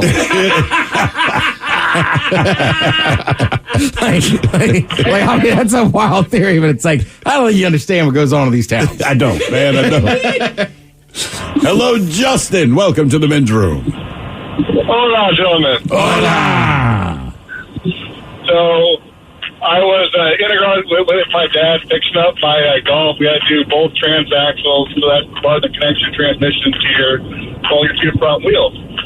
Well, we get the one side done. He has to go inside and do some stuff. And while I'm working on the other side, my buddy calls me up. He's like, hey, there's a party in Tacoma for Halloween. There's going to be a DJ, chicks, drugs, alcohol. I'm like, okay, say no more. I hurry up, get my stuff done on my transaxle, pick him up, pick two other buddies up, we're on our way down to Tacoma to go to this party. And I take a wrong turn on Tacoma Narrows Bridge, take a U-turn off of that. And I took it a little bit too hard. I heard a little clunk, and I was like, I don't know what that was. So, anyway, started driving back towards the party. We get about 2.5 miles from the party, and my transaxle snaps. All the bolts shear off, and it's pull over. And I was like, well, that's a fun thing. So we have to, turned out there was a gas station like 2 miles up, a mile and a half up the road. So we had to push the car a mile and a half up the hill, and then we actually went by a park. This was at like 10 o'clock at night. Some guys playing basketball. They're like, hey, you guys need some help? We're like, oh, yeah, that would be awesome. So, like, 6 guys helped out with me playing basketball, helped us push the car up the hill down to the Shell station, talked to the owner there, got to leave it overnight there. It was 2 miles out of the way from where we were going. So then I had to, my buddies had to walk then to the party where the DJ was a kid with a broken laptop. Yeah. Like the screen was broken. Yeah. Plug into the TV. It was horrendous. Wait, the weed was the worst sound weed ever. Wait a minute, you said the sound is coming out of a TV? Oh yeah. The worst weed. How about the chicks? Like stanky raver chicks. All right. Okay. Well, it's Halloween. Right. Yeah. So anyway, I'm like, Bill and I call my dad. I'm like, hey, anyway, you can go to like Les Schwab Action Auto Parts, grab a new axle and drive to Tacoma. He's like, what the hell did you do? I was like, well, you told me to torque those bolts, and I totally didn't. So he was like, yeah. So he drives back from Seattle. I have to walk back to the car in the pouring rain, get on the ground with some cardboard, and replace my transaxle in the Shell parking lot.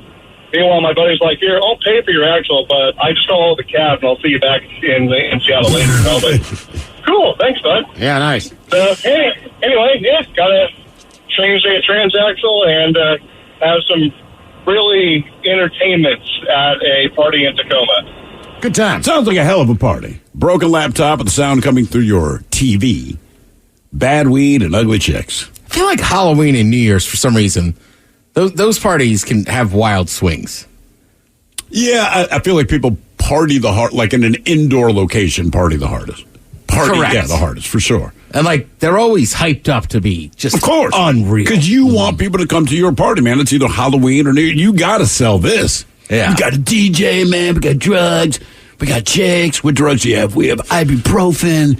We have acetaminophen, man. It's going to be nuts. I always do stuff like, all right, they rung in Central Time. We're good. Right. I mean, we've seen this, right? Are they going to replay the East Coast feed again? Come on. They do. That's what I'm saying. Same fireworks. I mean, just turn the channel or something. I mean, I've already seen Lionel Richie. So here's fireworks in Paris. Cool. Here they are again. Here's London. Yeah, we know. Right. We win our fireworks, man. Come on. When did your best made plans go sideways? 206-803-ROCK. Hello, Rory. Welcome to the men's room. Hello, Rory. Rory. No, Rory. Nothing. Goodbye, Rory. Hello, Amanda. Welcome to the men's room. Hi. Hola. So I had planned a trip with my best friend and my mom, and we were all going to Cozumel last summer. It was our first big trip after COVID. I get everything ready. I'd worked all day, was getting picked up at 7 p.m., and at 6 p.m., I get a text message that says, your flight has been canceled due to inclement weather. So I call the airport, and I wait on hold, and they say, yes, we can get you out on Wednesday, 3 days after we'd already supposed to have been in Mexico. And I'm like, there's nothing else. You can't change anything. Well, let me put you on hold. They put me on hold and hung up on me. I've done that move. I had to call back. And when I called back, they hung up on me again. And so at this time, I am sobbing hysterically because my best friend is coming from Maine to meet us in Mexico. Oh, God. I am worried about her getting stuck at this all-inclusive. I'll buy herself for 3 days, and I can't even get the airport people to actually answer the phone. So I'm Googling different flights out, and I see there's a flight that same night in Portland. And instead of a 7 p.m. pickup, they would pick me up at 11. So I'm like, hey, listen, airport people, I can drive down to Portland and be at airport tonight, and you can book me there. They said, sure, we'll do that. Get it all booked, get on the plane, or get down to the plane to the airport, and a half an hour outside of Portland, guess what? I get a text message that says, oh, your flight has been canceled. Oh, no. So I pulled off, and I'm in a parking lot. It's like 10 o'clock at night, and I am freaking out, losing my ever-loving mind. I'm talking snot, cry, scream, yell, because this is the second time I have been told, no, you're not going to be able to hang out with your best friend, and she's going to be stuck for 3 days because, of course, they say again, oh, we are not going to be able to rebook your flight until Wednesday. And so I'm like, listen, I'm going to Google and see what other flights. Can you please just give me my money back? And so they put me on hold, and I'm Googling, and I find a flight that's going to go to, oh, gosh, it's right across from Cozumel. It's where everybody goes to party. I can't even think of it. Belize. Something like that. They get us down there, and then we have to take a ferry to Cozumel. So I think I spent the night at a hotel, spent 4 hours sleeping there, got on a flight. It took us 8 hours. We took a ferry, finally got over. My best friend meets us. Her flight was also delayed. 3 hours, she got there ahead of us. She's exhausted and just does not feel good. And I'm like, let's go to bed. You know, maybe it's hot, it's jet lag. You've been in Maine. It's not really warm there. So we all go to bed the next day. She's still feeling tired. She had COVID. Proceeded to give us COVID. So then we had COVID the whole time we were in Mexico and felt like crap. So it's just one thing after another, just trying to get down there. It's a long trip, too. Rebook a trip to Mexico. It's worth it. It really is. Tara Daly coming up. We're going to sit and spin. We've got 10 bands that are already dad rock coming up next. Have you been in an accident that wasn't your fault? Feeling overwhelmed and unsure what to do next? Look no further. The personal injury attorneys at Phillips Law Firm are here to help. Phillips Law Firm understands that accidents can turn your life upside down. That's why they're dedicated to fighting for the compensation you deserve and to making the process as stress-free as possible. Don't wait any longer. Call now, 1-800-JUSTICE, or visit justiceforyou.com. Therapy is known to be extremely helpful. But have you ever tried eavesdropping on someone else's problems? Listen to the new podcast, Say More with Dr. Sheila, starring Amy Poehler as the world-renowned self-proclaimed couples therapist. You know, it's funny, as I was making the appointment to come today. I'm sorry, I made the appointment. I booked the appointment. Listen to Say More with Dr. Sheila on the free Odyssey app or wherever you get your podcasts. What's up? It's your boy, the Ted Smith from the Men's Room. And did you know I have a podcast? Well, I do. The Podcast. New episodes uploaded every Wednesday on the Odyssey app. The debauchery rolls on. You're listening to The Men's Room with Miles and Thrill. 99.9 KISW. Jared Daly joining us. We're in a sit and spin with 10 bands that are already dad rock, if you can believe that. But first, time for a few emails from the men's room at KISW.com. You've got mail.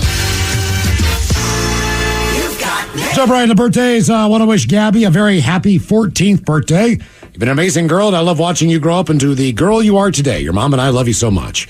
Lots of love, that from Evan. So for the girl that loves eating her green beans from a can, how about some green beans? Coach Ted with some advice for her last year in middle school, 8th grade, and a couple dad jokes from Miles. Guys, been listening since day one. Thank you. From Hagerstown, Maryland. Oh, wow, man. Hagerstown. Green bean. Sorry about all the insults. It's a hellhole. Bean. Oh, no. Green bean. I lived there. Green. You know, it's funny. Miles lived there. Old Coach once spent 8 days there, or 8 hours in a Pizza Hut. His car broke down. He didn't have a cell phone. Story for another time. That's just a fraction of the story. Why would I bring up fractions? Because you're in 8th grade. All right? We got to learn some of these fractions. Things are going to be inverting, multiple against the reciprocal, all that kind of stuff. Also, 8th grade was a lot of fun. Enjoy it, because next year you're going to be a freshman in high school, and it's going to be a little tough. Basically what Ted is saying, you're in math now, but they use words. Yeah, letters. right. Mm-hmm. All right, back to school tomorrow. Couple of dad jokes. Did you guys hear about the kidnapping at school? No. Oh, they don't wake him up or leave him there. No, he's fine. He woke up. You know, Sundays are often sad days, but the day before is a Saturday. Dad joke. What do you call a person who squeezes their tube pasta? Squeezes their tube of pasta? Yeah. I don't know. A penne pincher. Gentlemen, I want to give a shout out to my former boss, Jeff. I want you guys to give him the following: a medley of fish sandwiches, the Dirty Germans discussing Walla Walla onions, and you guys talking all over yourselves about Batman. Have a great day, guys. That from Steven. Can I get A filet of fish sandwich. So you know I got I'll have a fish sandwich. Oh, brother, can I have a fish sandwich? Put the cheese and the tartar on the side. I want a fish sandwich. Is it too early for a fish sandwich? Cheese and tartar on the side. Oh, yeah. I smell the fish sandwich. Maybe some dinner relish in the morning. At noon, and at night. I'll buy you a fish sandwich. So you don't want a fish sandwich? Yeah, it's funny you bring up these Walla Walla onions. In the Deutschland, it's slang for boobs. Because when she has nice boobs, one be crying, go, Walla Walla. Yeah, I like your American accent when you yell so Walla Walla. Yeah, I do very well. I've been practicing Walla Walla. Yeah, I like those onions because whilst they remind me of boobs, they also remind me of our one cousin. It's so sweet. Batman. All right. Oh, Batman, Batman. This is all you need to know. Something really I'll kick people's ass, and it helps that you're rich and you do this stuff. But I'm going to be honest with you. If I could do what he did, it would definitely do bad things. That's just me, man. Shows a lot of stuff. And guys, for my dirty Shirley, her 56th, please give her a double rhino fart, life advice, or maybe some jokes from Miles, and the Dirty Germans talking about sloppy joes. Thanks, guys, for all the laughs. That from her other half.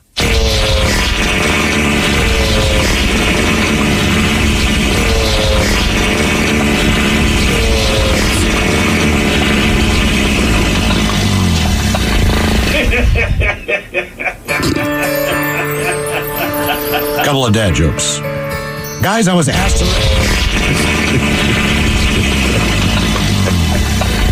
Sorry, a little extra. Couple of dad jokes. I was asked to recommend a good tree cutting service, but I couldn't. I was stumped.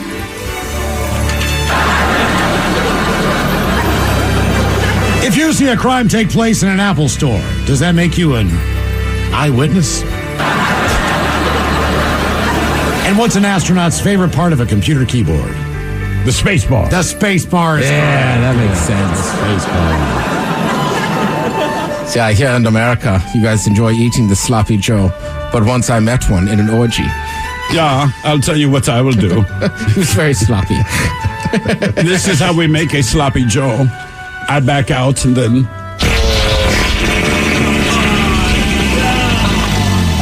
Yeah, it looks like Miles' bed sheets at a hotel. All right, guys, here you go. Happy, happy, happy birthday. Happy, happy, happy birthday. Happy, happy, happy birthday to you, to you, to you. Ya's a Dirty Germans brought to you by Men's Room Original Sausage. Available through Uli's world famous sausage, mensroomlive.com, and other fine retailers. Schweinefleisch. Yes, friends, it's time once again for Sit and Spin. Let's gather around the old radio and listen to some swellerific new music. Lovely Tara Daly in the house. What's happening? You guys, this weekend coming up is Bike MS. I'm putting my booty on that bike and I'm riding for a great cause. Your gooch is gonna hurt. How many miles do you ride for this? So there's a 22, a 60, a 75, or a 100 on day one. I will not be doing the 75 or the 100. You're doing 60 Probably miles? 60, You're yeah. going to do 60 miles. That's day one, and then day two, they stagger it again, and I'll probably only do like 27 on day two. I was going to say. Now, see, while you're hurting your gooch and riding multiple miles, we're going to be drinking in Bremerton. Well, I'm also going to be drinking. For charity. Right. But I will not be with you guys in Bremerton. Okay. You think you can go, how long would it take you to go 60 miles? Well, it depends on how many rest stops you stop at. The average cyclist that I ride with is probably somewhere between like 12 and 15 miles per hour. We ride with some pretty fast dudes. 15 to me is fast. Okay. I like to cruise around like 13 miles per hour. So, you do the math. It's usually a couple hours. Is it flat? Is it hilly? There are some hills, and they are pretty brutal. And yes, last year I did get off and walk my bike off one of the hills. I was like, no, I am not going to do this. You start kind of panicking, like either I stop or I'm going to fall. Yeah. So, yeah, but there's some parts that are very flat through like Skagit farmlands. That's very nice. Deception Pass Bridge, you go over that. That is gorgeous. That's a nice view. Very nice view. Yeah. And I think the weather is supposed to cooperate with you at least Saturday. I can't guarantee Sunday. I think Saturday it's supposed to be like around 70, which is to me kind of perfect cycling weather. Sure. Yeah. They never have the Peloton commercials with the people who own chickens and stuff. You know They what I mean? do not. Do you have one of those? Good, Taryn. Do you have one of those in your home? I saw a video. I don't actually, but I did see a video recently of a lady who was teaching you how to ride your bike with your chicken on your handlebars. What? She was like, here are 5 steps to go on bike rides with your chickens. I've not yet tried it, but the information is out there. Okay. In case you were wondering. Wow. For all the people who can ride with a chicken. So what's the deal? Today, you're going to try to make us feel old here, I guess. I mean, I already feel old. It's 10 bands that are already considered dad rock or mom rock. School starts today. There's a lot of parents out there that are 30, 35 years old. Mm-hmm. I mean, this all makes sense to me as far as, what I play for my kids was what I grew up with. And that's like 70s stuff and 80s dad stuff. rock to them, yes. Yeah, that was my dad. I mean, that's what they know as dad rock. But they're long gone. That's grandpa rock. They're now, not Miles. kids anymore. They're in their mid-20s. So They call that stuff jazz. Swing and band. Yeah. It's Earth, Wind, and Fire. Yeah, it's jazz. So these are 10 bands that they're saying might already be dad rock. Is that the idea? Okay. Number 10.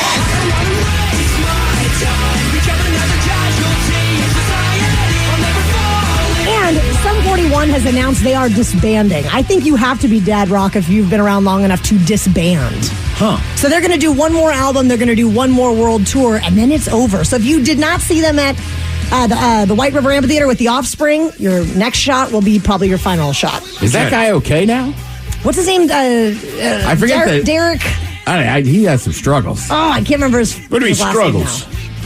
Like, I think he was boozing so much he was like in and out of the hospital. Oh, and wow. This and that. Like, Okay. right. He was like, I wasn't saying he was like 100 pounds at some point or Jesus. somewhere around there. Like, he had some real troubles. And he was with Avril Lavigne for a minute, right? Correct. Maybe that was part of the struggles. Hey, you can give me a minute with Avril Lavigne, I'll drop some LB. I'll do it in 45 seconds. These are 10 bands that may already be dad rock. Number 9.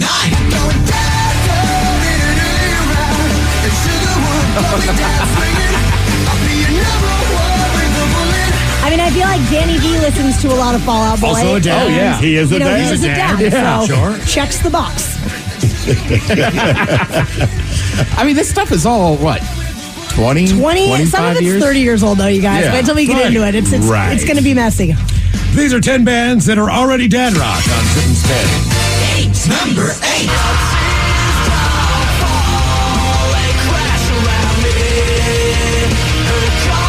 This is also Mike Pop Rock, for sure. Bullet for My Valentine.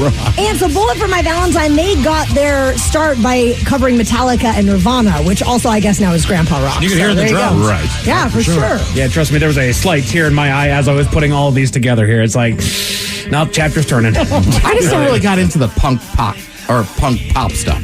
Yeah, I was more into like the regular punk, not so much the pop punk. Yeah. Yeah. I mean, it seems more famous now than I ever remember it being. It is. It's huge. Yeah.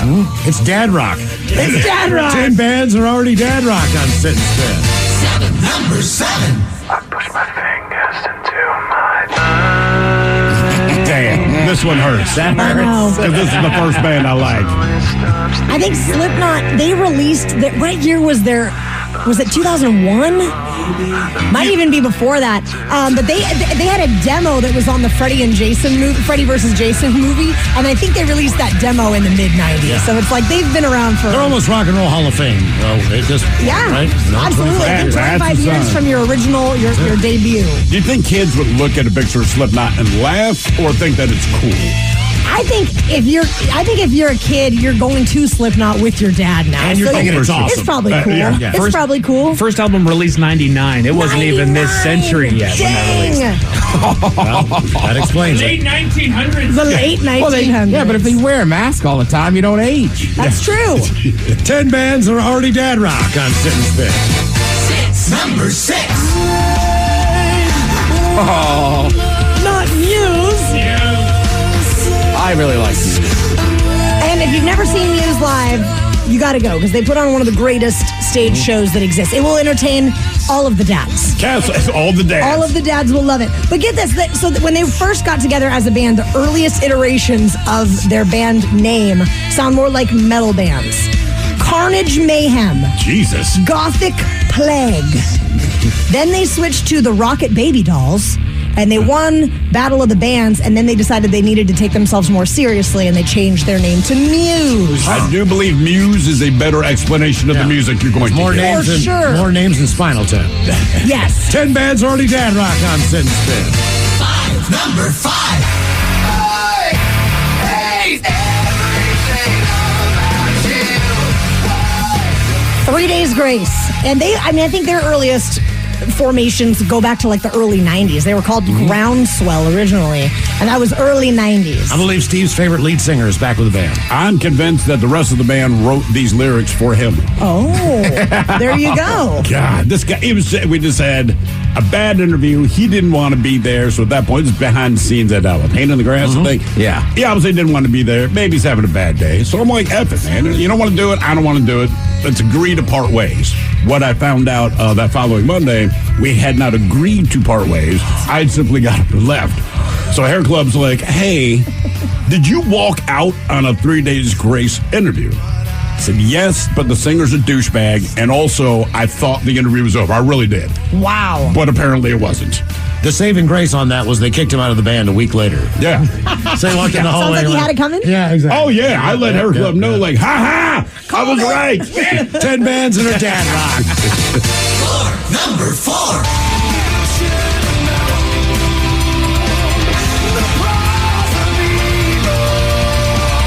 Avenged Sevenfold. Yeah. Does that kill you, Mike?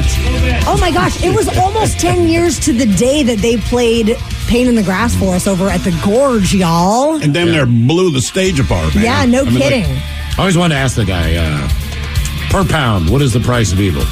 And he would say, I don't know. I'd say, you should have known. You know Are they old enough to be dad rock, though? Well, get this. Sinister Gates and M. Shadows are married to twin sisters. Oh, my God. And between the two of them, they have 4 children. So, yes, I would say that's dad rock. All right. I guess I just don't remember them being like 10 years ago. I'm like, all right, yeah, they were the top of the heap. But I feel like the other bands were kind of top of the heap 10 years before that. I mean, yeah, I guess you're probably right, Ted. For young 10 dads. bands. Yeah. 10 bands that are already dad rock on Sit and Spin. Number 3. Wake up! Wake up! Run, rush, and put a little makeup. I'm just to fade away the shake up. Why'd you leave the keys up on the table? Here you go, create another fable. You wanted to. Never rush, And we may never get any more System of a Down music. I don't think we will, they based cannot. on comments I've heard. Yeah. They cannot get it together. They cannot get past the drama. So many dads may be crying over that. I don't know. The kids are saying, Dad, what are you upset about? System of a what now? Yeah, all the other band members are just kind of waiting for Serge, aren't they? I think so. I think he's the main problem. You're like, we could make money. I mean, Do you like money a little bit? Do you like to leave your house for a while and get away from your family for months at a time? Yes. You could go on tour. I'm stuck here. We interviewed him. Nice dude, but you could tell he's a little finicky. I would believe that. Finicky, a little wacky in a good way. Yeah. But I can see why the band's waiting for him. Because he's the kind of guy, but like, I'm waiting for my pajamas to dry. For 9 years. And then when he was doing some solo things, one of them was like a 20-minute piano concerto or something like that. I mean, he's got some personal interests that don't really maybe fit the rest of the band. I don't know. Yeah. 10 bands are already dad rock on Sit and Spin. Number 2. Man, this is the one that hurts me. I think it was Hybrid Theory where I blew the speakers out in my 1991 Nissan Sentra back in the day when I was, 16, 17 years old. And I'm a mom now, so there you go. Mom rock, dad rock. I just remember back in my simpler life when things were a lot more complicated and just this album was hitting right. Oh, yeah. Yep. Oh, it's awesome. I love this band. I know a woman a little bit older than you, Mike. Right? She's like around 40, 42. But we're having a conversation. I brought up something about David Lee Roth. And she laughed at me and goes, God, that's so long ago. I was more of a Linkin Park fan. And I looked at her and said, say it out loud. But say it out loud at this playground where our kids are playing. And see which kid cares. None of them. You're old too, man. Just whatever. 10 bands are already dad rock. We made it to number 1. Number 1.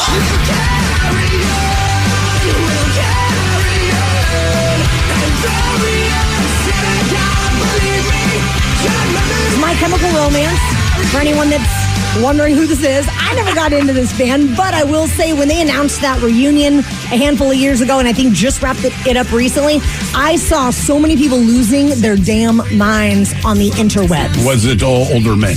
Probably. It was a chunk of dads for sure. Dad rock, yes. We should do a dad rock station. Dusted off their eye makeup and pulled it out, man. It was their time again. Hey, honey, where's your mascara? Can you just make it a little more smudgy on this side? Thank you, Taryn. We appreciate it. We'll see you coming up here at 6 o'clock. You know it. And also the shot of the day is on the way as well. You are listening to The Men's Room. 99.9 KISW. The shenanigans continue. This is the Men's Room with Miles and Thrill. All right, coming up there, we'll drink a toast for the shot of the day. We do have your headlines on the way at 5:50. But first, quick check-in with Mike Hawk and some of the stories and headlines he is not working on. All right. Are you ready for the latest home sharing trend? You guys have heard of Airbnb. You've heard of everything else. I think I know where you're going with this. Have you heard of home bedding? No. Ted, is that where you thought I was going with this? Is that where all three people buy a house together, but they don't know each other? No, kind of worse. You're renting out half of your bed. Jesus. So wait a minute. Like you come to visit and you're staying in my room, in my bed. Correct. I mean, I know there was a website. I don't know if it's still up. My cousin used it where you can camp in people's backyards. Okay. But I can't imagine just show them to somebody's house and be like, I'm going to share the bed with you. Yeah. All right, I sleep naked. I thought they called that Tinder. Right. Yeah. Typically, I have to be in a bar at 2 a.m. for that. Yeah. I mean, come on. Hey, man, want to do a little home bedding? Yeah, I don't know why anybody wouldn't do that. That just sounds like a recipe for disaster. But hey, you know what? You do you. A recipe for murder. 8% of Americans wish. I mean, right? Yeah. I don't know who the killer is. I can't imagine I would do this, period. Sure. But then it's like, what if you get somebody who snores or moves around or just touches you? Would you trust the person who's offering half their bed? I'm less worried about the person, but dude, I would not trust someone that says, sure, total stranger, share my bed. I pee the bed sometimes. Bad things are going to happen. Yeah, I don't even want to rent a place where you're just in the other room, much less sharing a room. Right. I barely want to share my room with my friends. Half the time, I don't want my wife in bed. Ted, you know what I mean? Came over, buddy. Just so you can get a good night's sleep. Yeah, exactly. You're on that couch before you're in my bed. All right. I mean, I guess I get that. Right? Now, if the couch is ain't doing it, yeah, come on in. My bed's big enough. All right. Well, what about when we're on a trip? Hotel room, single. If it's king-size bed, yeah. You know what? If we're on a trip, yeah, we should probably discuss that. But we know each other. I'm just shocked Mike won't share a bed with me. Then go shotgun on the bed. I have before. Yeah, wait a minute. We've already done this. Our very first trip, we shared a bed. All right, yeah. This is nothing new. All you gotta do is get pissed drunk and it doesn't matter. That's exactly what he did. Yeah. That was the Spokane trip, dude. I went to bed early, and then Ted showed up. It was Ted and Ben and our guy with the Spokane shock. Josh. Y'all hung out. This now works for the University of Maryland. Boom. Y'all hung out in the room for a while, and then Ted stretches out on the bed. He just kind of stretches up, puts his head down, and then he didn't move for about 9 hours. Yep.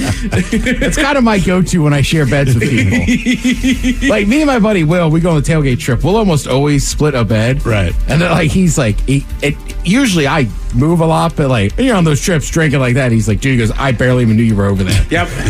Down he goes. 8% of Americans wish they could spend more time looking at screens. You know what? There's plenty of screens to look at. Are all of them like 10 and under? I was going to say, who are these children? For real. God bless it, man. Spend more time looking at screens. Look at the blue sky, for heaven's sake. Pringles is... I'm looking at a video of the blue sky. I just can't get enough of those screens. I need more. Well, yeah, and like yesterday was like a fall day. Yeah. I had on college football. I got caught just staring out my window and had to remind myself, like, you're watching, or my slider, like, you're watching a football game. My God, it looks good out there. Yeah. It's a proper day. So let me stand here and look at screens. Did you have a hot cup of something? No, I was drinking a White Claw. My man. Pringles is releasing a new flavor. Okay. I'm in, dude. Everything bagel. Oh, yeah. That's right. Absolutely. Always in on the everything That bagel. seasoning is not too far off from Montreal steak. What's a Montreal steak? Montreal steak seasoning. Okay. It's like Montreal steak's like a saltier version of the everything bagel, minus sesame seeds. Although speaking of bagels, there's a place that I will not name that I said I'm done getting bagels in. Oh, you done? Yeah, look, but I won't go through the whole story. But Miles went there today because our normal place was closed for the week. Comes back. How can you F up a bagel? The Miles explained. Oh, you can. Oh, no. Easily. A bagel, bro, a bagel. That bad. And the thing is, the bagels themselves are good. Love the bagel. It's from the point that they move forward to you saying, I want this bagel toast. Mike, you know, the best way I can describe it, all right? If you go anywhere else and get toast, and this is how Seattle works. It is what it is.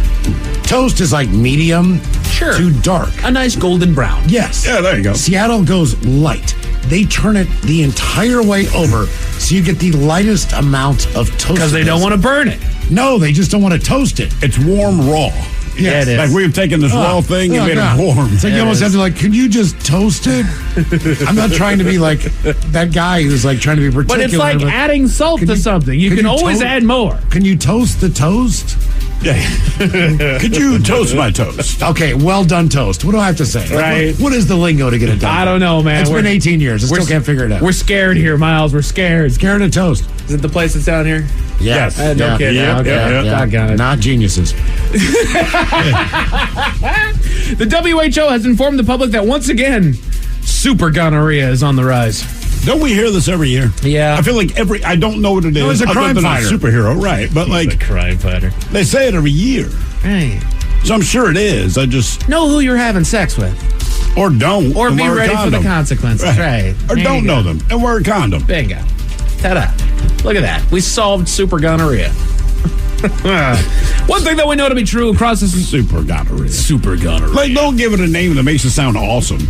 For real. You know, if it like call it creepy, just call it moist. Call it moist gonorrhea. People would take more precautions. They would. Yeah, you go to the supermarket. Sure. The strongest superhero is Superman. You play Super Mario. Right. Call it something gross. Gonorrhea. Yeah, drippy gonorrhea. What's next? Mega gonorrhea. Ultra gonorrhea. One thing that we know to be true across this vast United States of America is there's so much room that it's basically there's several different cultures that we have all throughout this this country. Yeah. Not to mention our language is different throughout this country, and a handful of things that are just they're commonplace in everybody's home or in everybody's lives. They go by different names in this country. So let's just see how different it gets. The Men's Room Top 10. The Men's Room Top 10. 10. 90s insults. Oh, no! He got it. Yep. Yeah. That's how I remember that one. Yep, he sent it to me. I know it. Is in your ear yet? He's in my ear. Yeah, you know him. He waits on bated breath to be able to hear his voice on this show. I think he sabotages you. It's like we take 2 days off and would never think of listening to our replays. No. But he's right there. Let me turn this on right here. All right, you boys ready? Here we go. Let's try it one more time. Come on. There we go. The Men's Top 10. 10 items that confuse everyone. And what they're called depends on where you're from in the U.S. Well, I'm from the Midwest, and originally as a child, they were called my private parts. Since that time, I've been educated on the other names for them. Nads, the berries, the family jewels, stones, cojones. But my favorite might be cullions, from Middle English, and is defined as a round or bulbous root. Yep, that figures. Bulbous root. Look at my bulbous root. I think you missed the point. Are But you know talking sexy to me? So these are what things are called depending on where you're from. Let's start here. So this is something that you'll encounter while you're driving. It's this nice circular intersection. What would you call that? Roundabout. Roundabout is what I'd call it.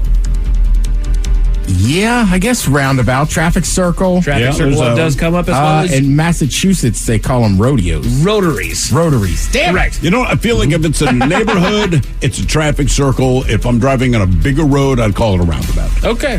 I feel like my GPS calls it the traffic circle, but I always call it a roundabout. Okay. That's just what I've known it as. How about long sandwiches? What would you guys call one of those long sandwiches? I'd call it a sub. You call it a sub. But it also used to be called a hero. Yeah, hoagie.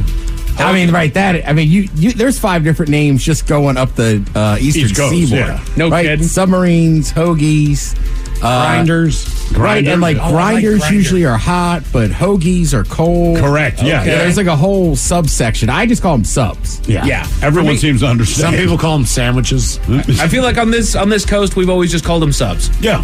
You know, we've got Subway out here, we've got Quizno subs, we've got Jersey Mike subs. That's the thing about Subway. When they opened on the East Coast, they could have called it Hoagie Way. They could have called it Grinder Way. They could have, I mean, really, you come on down to Grinder Way. Yeah, and but when you go to like Jersey and stuff, like they have different names. If it's not like a chain, it's just a mom and pop spot. Like they call them those. No kidding. And they're specific to what you say. All right. Correct. How about if you're driving around your neighborhood and people are clearing out their stuff for sale? Everybody can come on over to garage sale. Garage or yard? Yard sale. Okay, I always knew them as a yard sale, but they go yard sale, garage sale, tag sale, or rummage sale, which I've heard rummage. I've heard rummage, not tag. Tag would be a store. That would be like a brick and mortar. Yeah, and like when I was a kid, just for whatever reason, the neighborhood I grew up in, there was no garages. Everybody had driveways.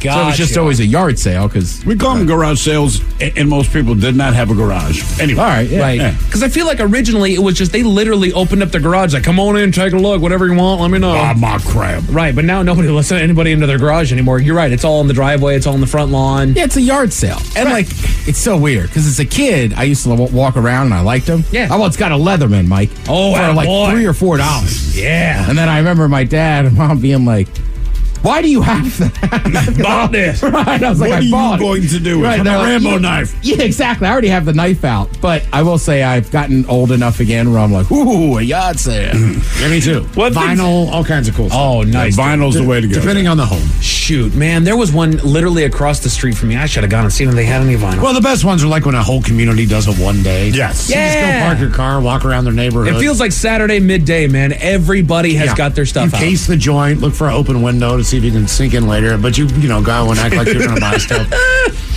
What things are called depending on where you're from? Okay, this is one of my favorites. What do you guys call the ends of a loaf of bread?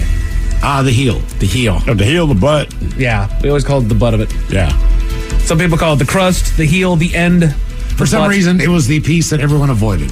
It was. However, you kind of kept that to cap it as the bread went down. I feel like you have to be an adult to appreciate it, and I will admit, I still take every slice first, but when it gets down to the butt cheeks, as it were, I'll still use them. Hell yeah. Oh, me too. And we would... Well, stew them, Ted. Those were like a butt. Those were only ever deployed on Thanksgiving Day or any kind of big meal. Stuffing, right? No, corn on the cob. You'd make a corn on the cob, put a big old stick of butter right in the middle of one of those things, and it was the crusted end, so you didn't get your hand all crummy with it. And then you just rolled the bread in there, and that's how you buttered your corn. Sorry, you rolled the corn in there, and that's how you buttered your corn. And then at the end of it, you got a nice, good piece of buttered toast. I've never heard of that except from somebody. You're the only person I've ever heard say that, and I've got to try it. Dude, it's fantastic. With that said, though, at Thanksgiving, most of my corn is cobless.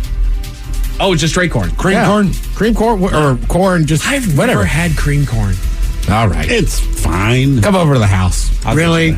Yeah. Yeah. You got to try it. It's I know awesome. I should have had cream corn at some point in my life. I think awesome is an oversell. I believe cream corn, to your thing with scalloped potatoes, I believe it's the worst way you can serve corn. Not bad. I think my favorite is still Mexican corn. Yeah, that's ridiculous. I think that's number one. I have yet to try that, and I really want to. You will not. I would almost tell you not to unless you can do it consistently. Oh, God, dude. Do they have it at the fair? Yeah, exactly. That's what I'm saying. The best Mexican corn's at the fair. How about this one? You crack open a peach. What's that hard thing right in the middle? The pit. I always call it the pit. They call it the stone or the kernel in other places. I've never heard that. Even was it Beverly Hills 90210? It's the peach pit. Yeah, they went to the peach pit, not the peach kernel. I think it was. I thought it was was it the peach pit? I thought it was the beach pit. Peach. You seriously thought it was the beach pit? Well, they lived at the beach. Oh, it was the peach pit. Oh, dear. Now I'm questioning myself. I'm pretty sure. They lived at the beach? I'm pretty sure it was the peach pit, but it might be the beach. No, it's the peach pit. These things are called different things depending on where you're from. You guys look out at I-5. What kind of road would you call that? Highway or interstate? I would call it a freeway. But for whatever reason, a lot of people here in Washington, they're all highways. We are very definite when it comes to our streets. We have highways, we have freeways, and highways, interstates are freeways, and then we actually have different highways that go within the state. There's no science behind this, just in my mind, and this is just me. To me, you're on the highway when you're between metropolises, right? Okay. So if I'm doing a cross-country trip, I'm on the highway. It is. If I'm in Seattle and I'm driving on I-5, even if I go all the way to LA, I'm on the freeway. Sure. That's just me. That's just how I equate it. All right. Well, I always call them highways. If you're driving someplace and you have a toll, sure, it's not a freeway. Right. I-5 the entire way down, for the most part, is a free way to travel. If I get on the 520 bridge, that is a toll highway because I got to pay. Okay. So you can't call it a freeway when you have to pay to drive. I can't go into the tunnel. It's not a freeway. So for you, free literally means monetarily. Is it built? They put it in the name, so I think that's fair. It's a free way to travel. With when that you go in through mind, Ohio, not a freeway. There's not a doggone When you go to Hawaii, they will tell you, get on I blank. I'm like, I stands for interstate. Right. Also, I'm in Hawaii. And I'm not going to any other state in a car. Right. That does not make sense to call it an interstate. Hawaii and California both need to kind of get their act together on that. They got a lot of interstates that just stay in California. Right, like, that's not an interstate. Right. Come That on, would be man. a highway or freeway. So interstate to me is quite literal. That's what it means. Let's end it on this one. These are what different things are called depending on where you're from. It's a nice cold can that you pull out of the fridge. Sprite, Pepsi, Coke. What do you call those guys? I call it soda. I know some people call it the name of the product. Some people call it Coke. Good call. Some people call it pop. Root beer, ginger ale, But like, Sprite. if you go to Georgia or Texas, no matter what you order, it's a Coke. It's a Coke, right. Right. So you can say, hey, can I get a Pepsi? All right, one Coke. And they will bring you a Pepsi. They just call it a Coke. Right. Don't correct them. We always called it a soda. That was sodas originated with my grandfather and my family, right? Yeah. And he would call it by name, Miles. He would say, "Can you grab me a Pepsi free out of the fridge?" Because he drank caffeine free. The caffeine screwed with him, so it was always a Pepsi free. And it was a Diet Pepsi free, by the way. But yeah, other than that, it was soda. Grab me a soda. Yeah, just soda. So Not soda pop? No, just soda. A recall was issued on Paw Patrol snacks, but it had nothing to do with the quality of food, Miles. Why is that? I'll tell you all about it at 5:50. Thank you, sir. Headlines are coming up at 5:50. In the meantime, let's get a contestant on the line for Profile of This at 206-803-ROCK. At Casper, we love all things sleep, so we thought it would be fitting to make a sale that covers, well, everything. Save up to 25% on mattresses and up to 50% on everything else you need for better sleep at Casper.com or a store near you through October 24th. Exclusions apply. See Casper.com/promo. Have you been in an accident that wasn't your fault? Feeling overwhelmed and unsure what to do next? Look no further. The personal injury attorneys at Phillips Law Firm are here to help. Phillips Law Firm understands that accidents can turn your life upside down. That's why they're dedicated to fighting for the compensation you deserve and to making the process as stress-free as possible. Don't wait any longer. Call now, 1-800-JUSTICE, or visit justiceforyou.com. Therapy is known to be extremely helpful. But have you ever tried eavesdropping on someone else's problems? Listen to the new podcast, Say More with Dr. Sheila, starring Amy Poehler as the world-renowned self-proclaimed couples therapist. You know, it's funny, as I was making the appointment to come today. I'm sorry, I made the appointment. I booked the appointment. Listen to Say More with Dr. Sheila on the free Odyssey app or wherever you get your podcasts. What's up? It's your boy, the Ted Smith from the Men's Room. And did you know I have a podcast? Well, I do. The Podcast. New episodes uploaded every Wednesday on the Odyssey app. All right, it's drinking time. Somebody out there deserves to be recognized. And the Men's Room knows just who it is. So to you, we say, bottoms up, sailor. You're the toast of our shot of the day. Drink time it is, and as usual, we head to the drink test can. Stephen Thrill Hill to find out who we're toasting. Yeah, before we get there, someone says not just California and Hawaii here. We have I-405. That's the one. Which connects at both ends of 5-5, but never actually leaves the state. Don't call it's not an interstate bit. Like that is 17 more than one state. I mean, they do it by definition because when we did the big New Deal or whatever, and they wiped out basically middle America to do this big highway system, the idea was if you called it an interstate, people understood if they got on this, they could go state to state. I mean, really, that's why they built this stuff in. Mm-hmm. Yeah. But it doesn't. So it's weird. What is it called 405? It's not I-405. It's just 405. We can call it our 405. Oh, the PNW 405. Yeah, the W405. Yeah. There we go. Today, we toast a poor woman that lives in Jersey, England. Now, she, along with her sister and her 8-year-old niece, they're walking their horses in a remote area. Well, at the same time, as luck would have it, a local beekeeper was opening hives nearby to check on honey in the combs. Well, the hives are estimated to hold around 1 million bees. Put in percentages, 0.008% of the bees actually attacked our honoree's pony. That would be 80 times that the pony was stung and had to get emergency treatment from the vet. Now, another 0.006% of the 1 million bees, which would be 60 bees, they stung our honoree 60 times, and she needed to be on a drip when she went to the emergency room.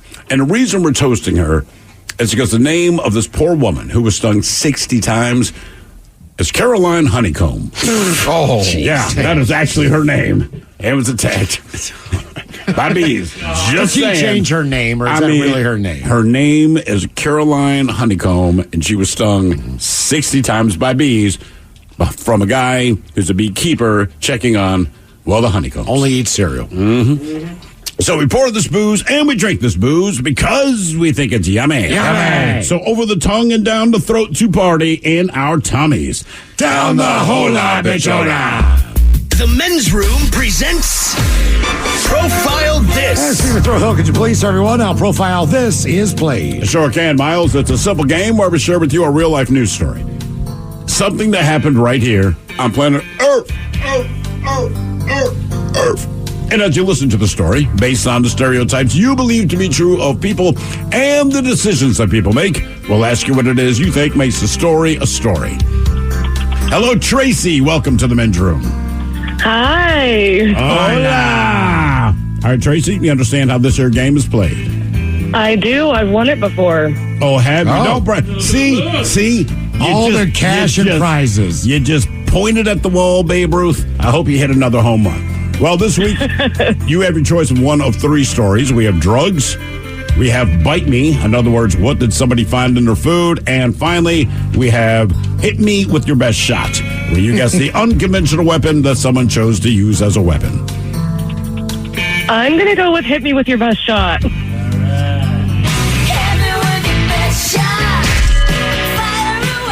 All right, here's the story. We go to Arizona where a 51-year-old man named William Brennan He was arrested this past Saturday after he admitted to hurling food at his wife. It happened at a McDonald's around 5 p.m. The couple got into an argument. We do not know about what, but at some point, William threw food at his wife's face. He then screamed at her to get back to their car. Now, witness obviously was concerned and called the police. They tracked him down, and William confessed. He told the cops they were fighting, and he, quote, threw the food at her instead of his fist, because that's always a great thing to say to cops. Anyway, he was booked in jail on a pair of domestic violence charges, including one for assault. He could face 3 years behind bars. I can only hope that he does. The question is, he went to McDonald's. It's a McDonald's menu item. What did he throw at his wife? Was it French fries, his Big Mac, a filet of fish, or a milkshake? So French fries, Big Mac, filet of fish, or a milkshake. What did this man throw at his wife's face, quote, instead of his fist? Did you say what time of day it was? 5 p.m. 5 p.m. 5 p.m. 5 p.m. What was the final that is option? hard. Milkshake. The final one, milkshake. Yeah.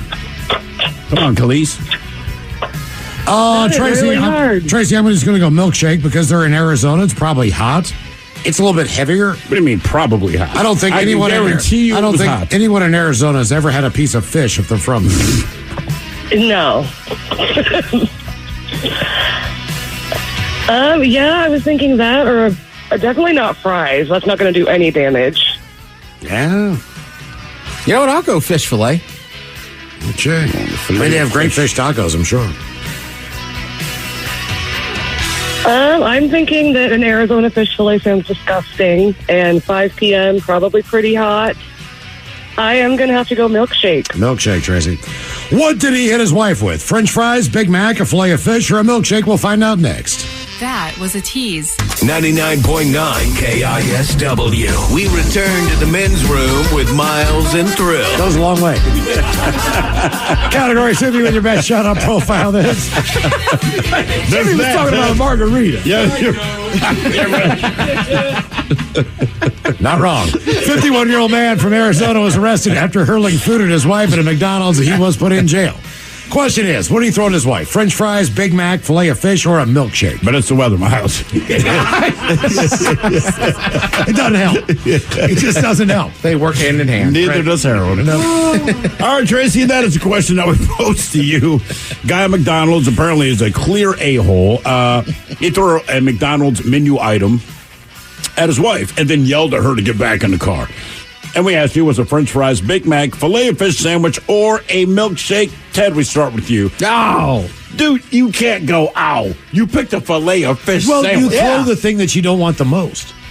And then he would have thrown her food back at her. So I'd throw a salad at her. Yeah, exactly. I get a fish sandwich? It is too early to get a fish sandwich. It was 5 p.m. It was not a fish sandwich. Now, Tracy, you agreed with Miles.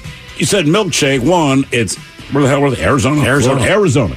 It is hot. We know it has been record-breaking heat there, just in a place that's already hot. And the one thing you said, definitely not French fries. However, it was not a milkshake. Tracy, are you ready? Oh. Are French you fries? ready? Oh, don't waste Let French it breathe. fries. Let it breathe, man. Let it breathe. Come on. It was French fries, They're better Tracy. than that. Oh, man.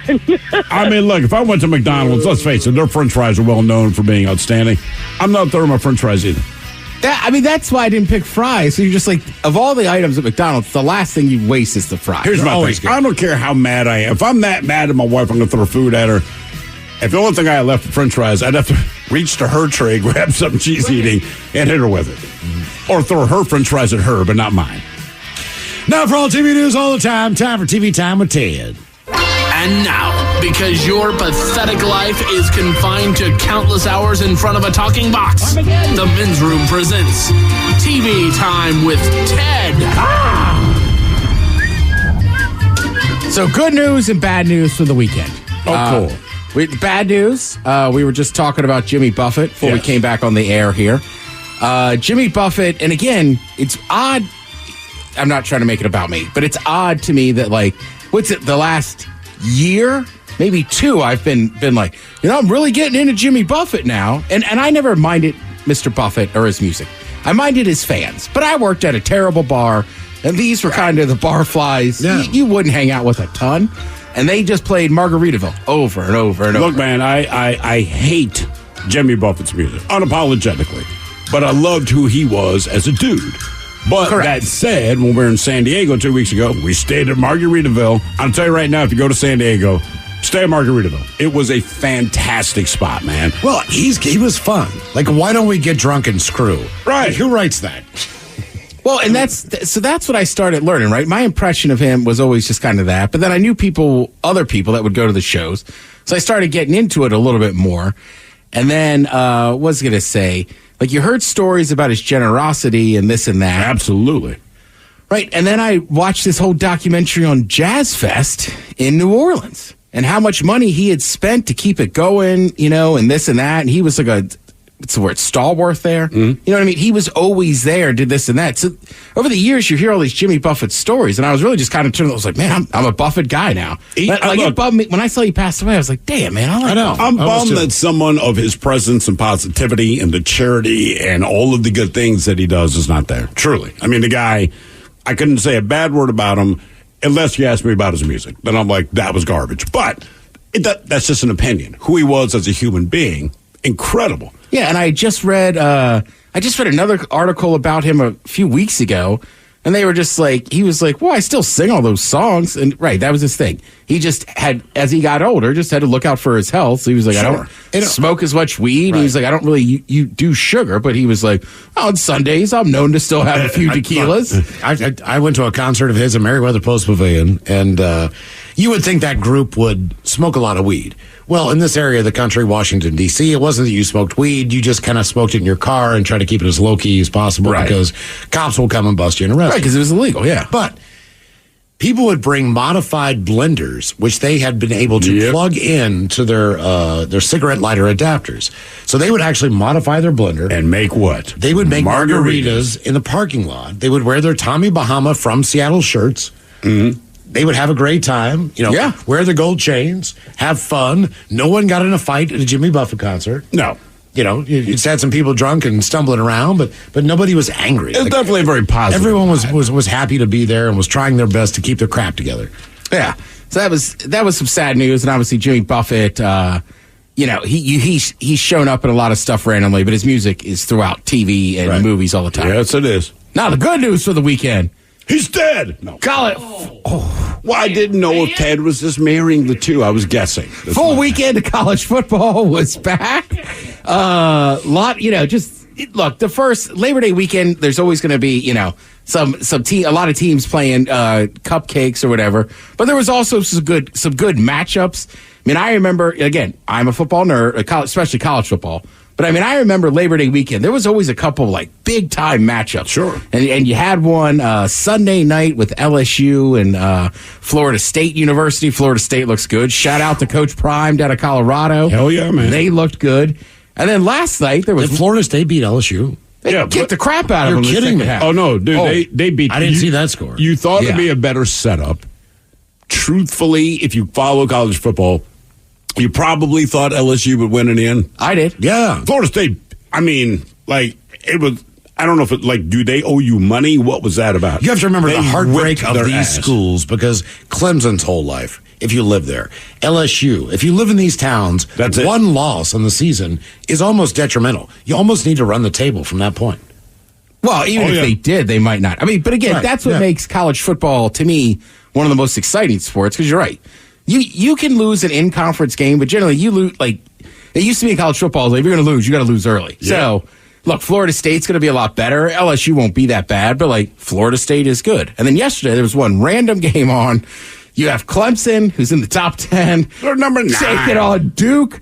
Duke, a traditional basketball powerhouse. And then this happened. Waters making a house call with the exclamation point on this one. 36-yard touchdown. It has turned into a blowout in Durham here in the fourth. It's one of the biggest wins in Duke football history. One of the biggest. Clemson, the Devils win it 28-7. And you know what? They stormed the field. Good for them. They earn it. Yep, and honestly, storming a court in basketball is one thing, but just the aerial view of the football fields, it's so big. Watching those kids spread out there and do it, it's that's all. And you got to remember, man, Duke, if you don't know, Duke is like the Detroit Lions. As far as football goes, they've just never been good. Or if they have been good, they reference the 1930s. 50s, okay? And because they're all basketball Spurrier all the won time. like 8 games when he was there in the 80s. And that was a big deal. And that got him the Florida job. In the 80s. So Duke won 9 games last season. Granted, they had a fairly soft schedule, but they still won 9 games, whatever. It's a brand new coach, as it was last year. Puts this program together. So last night, they're going to play Clemson. Because there was nothing else to watch, I'm going to watch this game. And Correct. It's live football.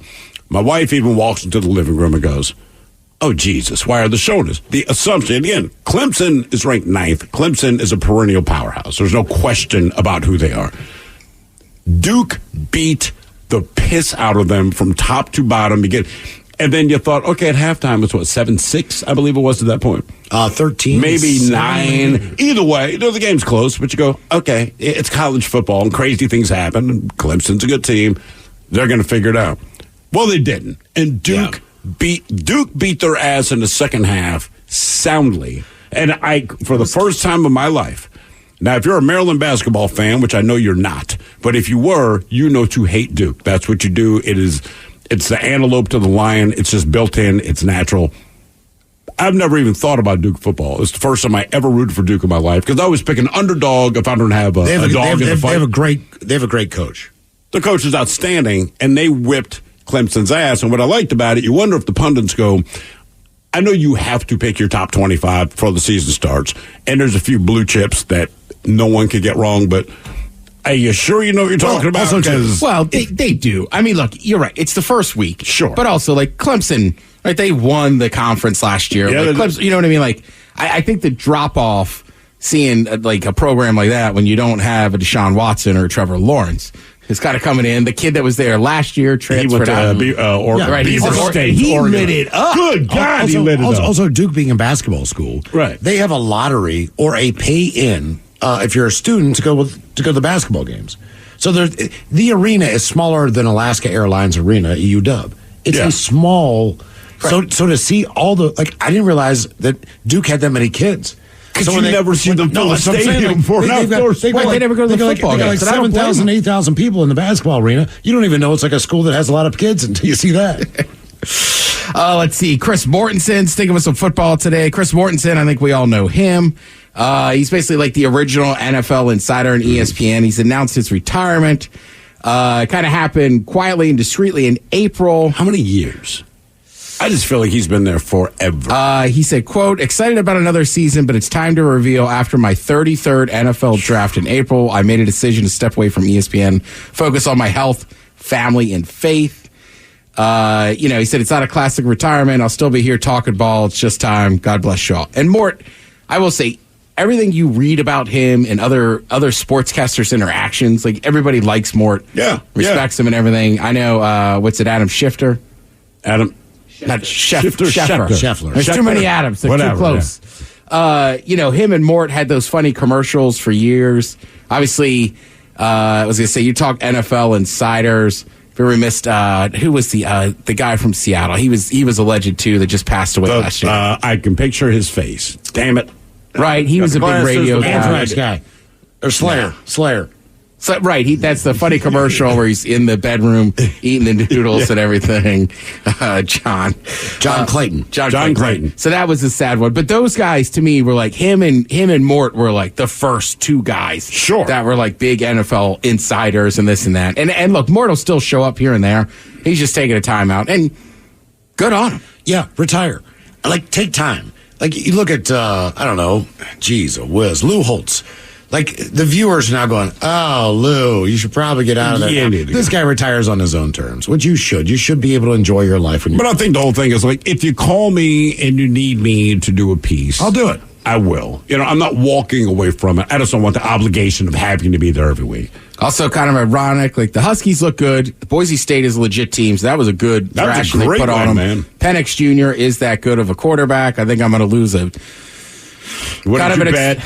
I bet that Tagovailoa from Maryland, Taylor, right? The Maryland, Tua's brother, yeah, Talia. that he would have more yards this year than Michael Penix Jr. My guy at Maryland had one for about 250, 260, and which isn't bad. 3 touchdowns. Penix Jr. went off for about 450 and 5 tutties. Yeah, man. It's not a terrible bet, but seeing Penix this weekend, I'm like, this guy's the real deal. And also credit to the Pac-12. Nobody's losing over the weekend. They might dissolve your conference and none of you lost this week. I also randomly, it's little Oregon State, Washington State. I don't know what they're going to do because Cal's in the ACC now. Which makes sense. Cal, Stanford. It's just gotten ridiculous. And also, Coug fans, you need to ease up blaming the Huskies. Your terrible commissioner in the Pac-12 did this to itself. Or blame UCLA and SC who went to the Big Ten first. Let's see. This week we'll start NFL football, but if you like Hard Knocks, kind of behind-the-scenes stuff, the last episode of that tonight is on HBO. Also, Inside the NFL 2023 season preview over on the CW. Really? And for you, I think this is Star Warsy stuff. Arashka? Jesus. Try it again. Ayoshka. No. Ahsoka. Hey, Ahsoka. Ahsoka. Disney Plus, episode 4. I need that tonight. Thank you, Ted. We appreciate it. You're listening to The Men's Room. At Casper, we love all things sleep, so we thought it would be fitting to make a sale that covers, well, everything. Save up to 25% on mattresses and up to 50% on everything else you need for better sleep at Casper.com or a store near you through October 24th. Exclusions apply. See Casper.com/promo. The Men's Room returns with Miles and Thrill. Now, let's see what's happening in the real world. All right, here we go. Paw Patrol snacks are recalled after a URL takes kids to Porn Patrol instead. Meanwhile, a Brazilian farmer is attacked by a jaguar, and if not for his cell phone, he would be dead. Great Wall of China is not as big as it used to be. Dangerous escaped hospital patient in Oregon gets stuck in the mud while trying to flee. And a drunk driver in the wrong lane, he calls 911 on a wrong-way vehicle. Turns out it was him. It's time for your headlines. Now, it's time to hit the headlines. Here's my car. All right, our top story. We dive into the world of corporate America where a recall was issued. We've seen it happen thousands of times that there's some minor issue with the product that's abundant enough that the company needs to ask the public to give back the sold product so that the wrong can be righted. The case involving the grocery chain Lidl, I believe, is legal. I'm not positive, but... Lidl, maybe, something like that. Right. They're not on this... Lidel? Just Lidl. It's just a grocery chain, but they're just... is that the German one? It might be the German one. They don't Sounds come this German. far west. All right. Anywho, but they have their Paw Patrol snacks, and it's no different. However, the reason for the recall is a little jarring because it has nothing to do with the snacks themselves or something that might have inadvertently gotten mixed in the batch. There's a URL on the box that children are encouraged to go to super serve their Paw Patrol needs. But the problem is, the URL doesn't go to any Paw Patrol website. It goes to a pornographic website. That's bad. Fantastic. In other news, down to Brazil, where a man has a story for the rest of his life. The man is a local farmer and was investigating a disturbance around his dogs when out of nowhere, a massive jaguar leapt in and attacked. The man's companion tried to fend off the beast with a knife, but to no avail, and the farmer braced himself to being mauled by the cat. But the attack was brought to an abrupt halt when the jaguar bit into the man's leg, more specifically, the cell phone in his pocket. The large teeth of the animal pierced his phone in the perfect spot, plunging into the lithium-ion battery and caused the phone to explode. The big cat abandoned the scene and the man was taken in for serious injuries but is expected to survive. He suffered serious burns because his phone is just smoldering on his leg, but that deterred the cat to where he left. I wonder if that jaguar ever attacks another person. Right? If you equate like biting into them, there's an explosion in your mouth. Like, is that like a human pop rock? Yeah, basically. Where was this at? This was in Brazil. All right. Which, you know what, Thrill, you might not be wrong. Like, that jaguar now might be like, oh, you don't bite humans, they'll explode. They're spicy, man. My mouth hurts. To Nebraska, where a man was just trying to do the right thing. Local 911 operators picked up a call from the man who informed them that he was driving down Highway 77 and saw someone driving down the wrong side of the road, explaining that he had his brights on and everything is what he said. And everything. He just got brights on and everything. Officers eventually caught up with the man that called 911 and actually pulled him over. The reason being is that he was driving in the wrong direction. He admitted to doing so, quote, like a dumb F, and cooperated with officers. He was arrested after it was determined that he had a blood alcohol level that was twice the legal limit. At least he was cooperative. Right. I do appreciate that. Like, my bad. Right. Take me in. That's how it be. And that is it for your headlines. With that, Mike Hawk is out. Thank you, sir. We'll see you next time for a return of Who Sucks Less. The lovely Taryn Daly is up next. Yes, indeed. It's all true, but in the meantime, well, we be all about this bitch for 180 seconds or so. So until then, please do what you do best. And for Aletha's sake, stay beautiful. The Men's Room has been taped before a live studio audience. Wardrobe and makeup provided by Mantastic Limited. This has been a presentation of the Men's Room Radio Network. Oh, man! A Double Flush production.